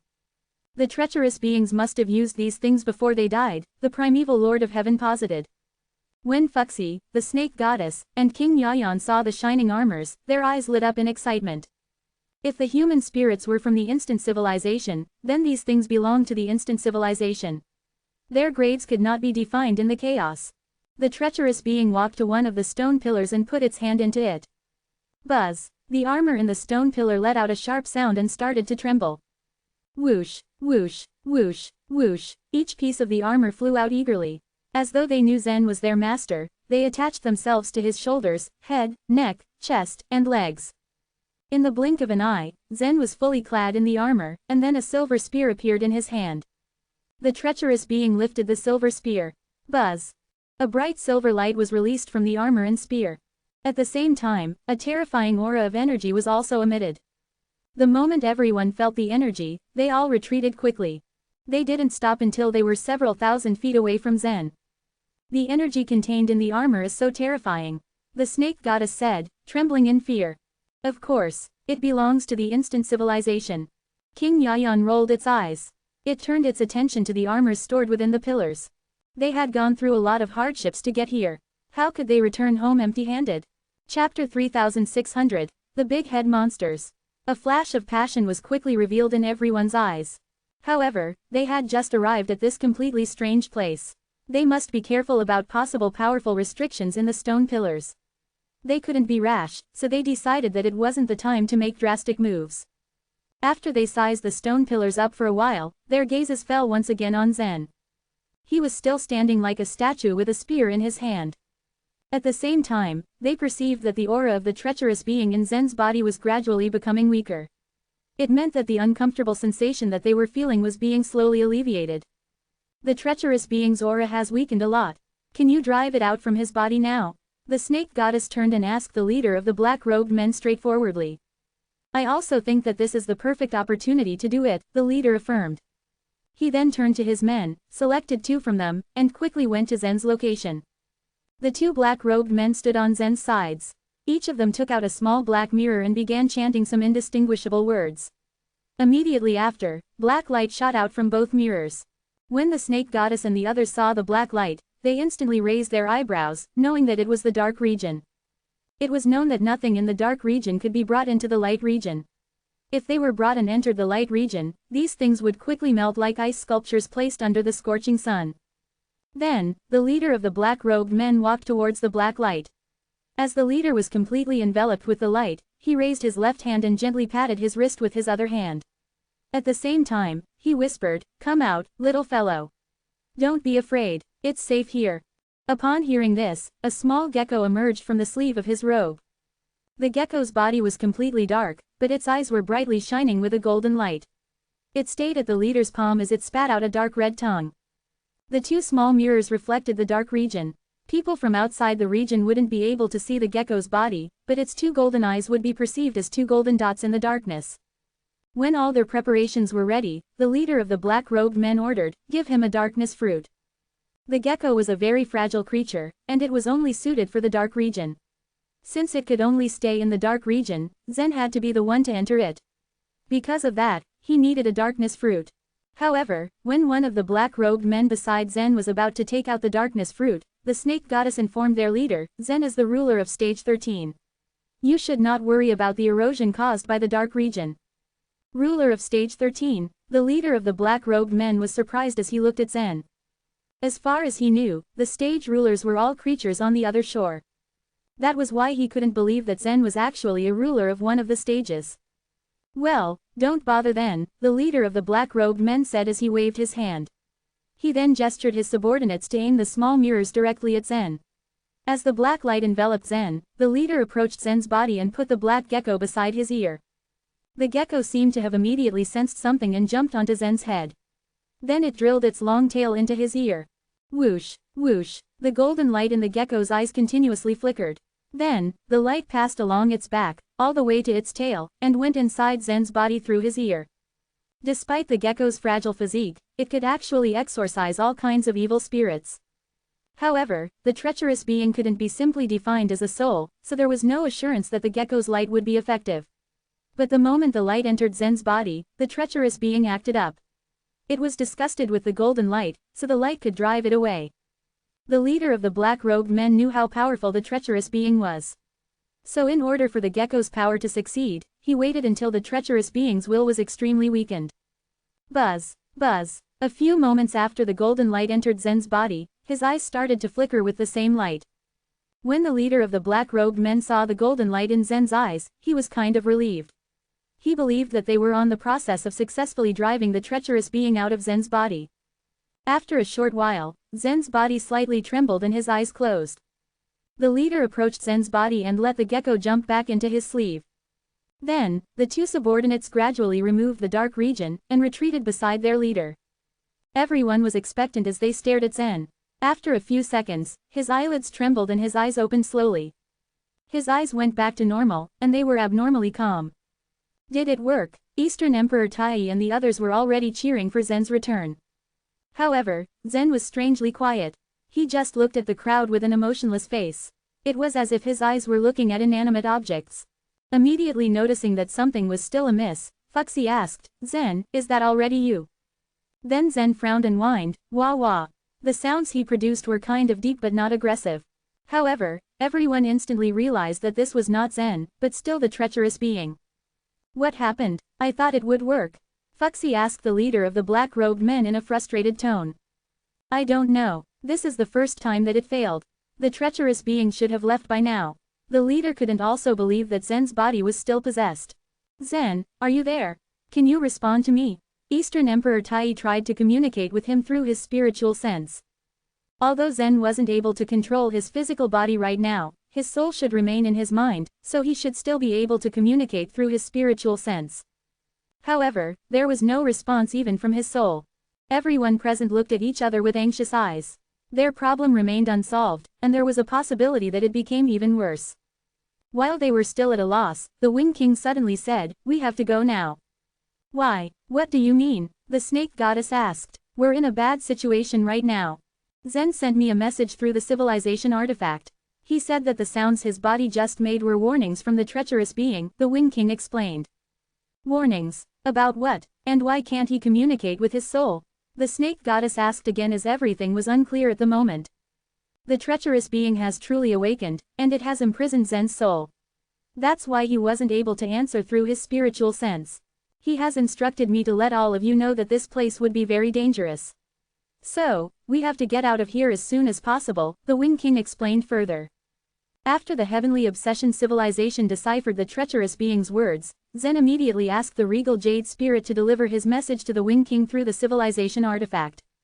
"Then we have no choice. We have to go now," Peterson said with a frown. "So that means we have to leave Zen here alone?" the snake goddess asked, letting out a deep sigh. No one answered as they knew how the snake goddess felt about abandoning Zen in his current state.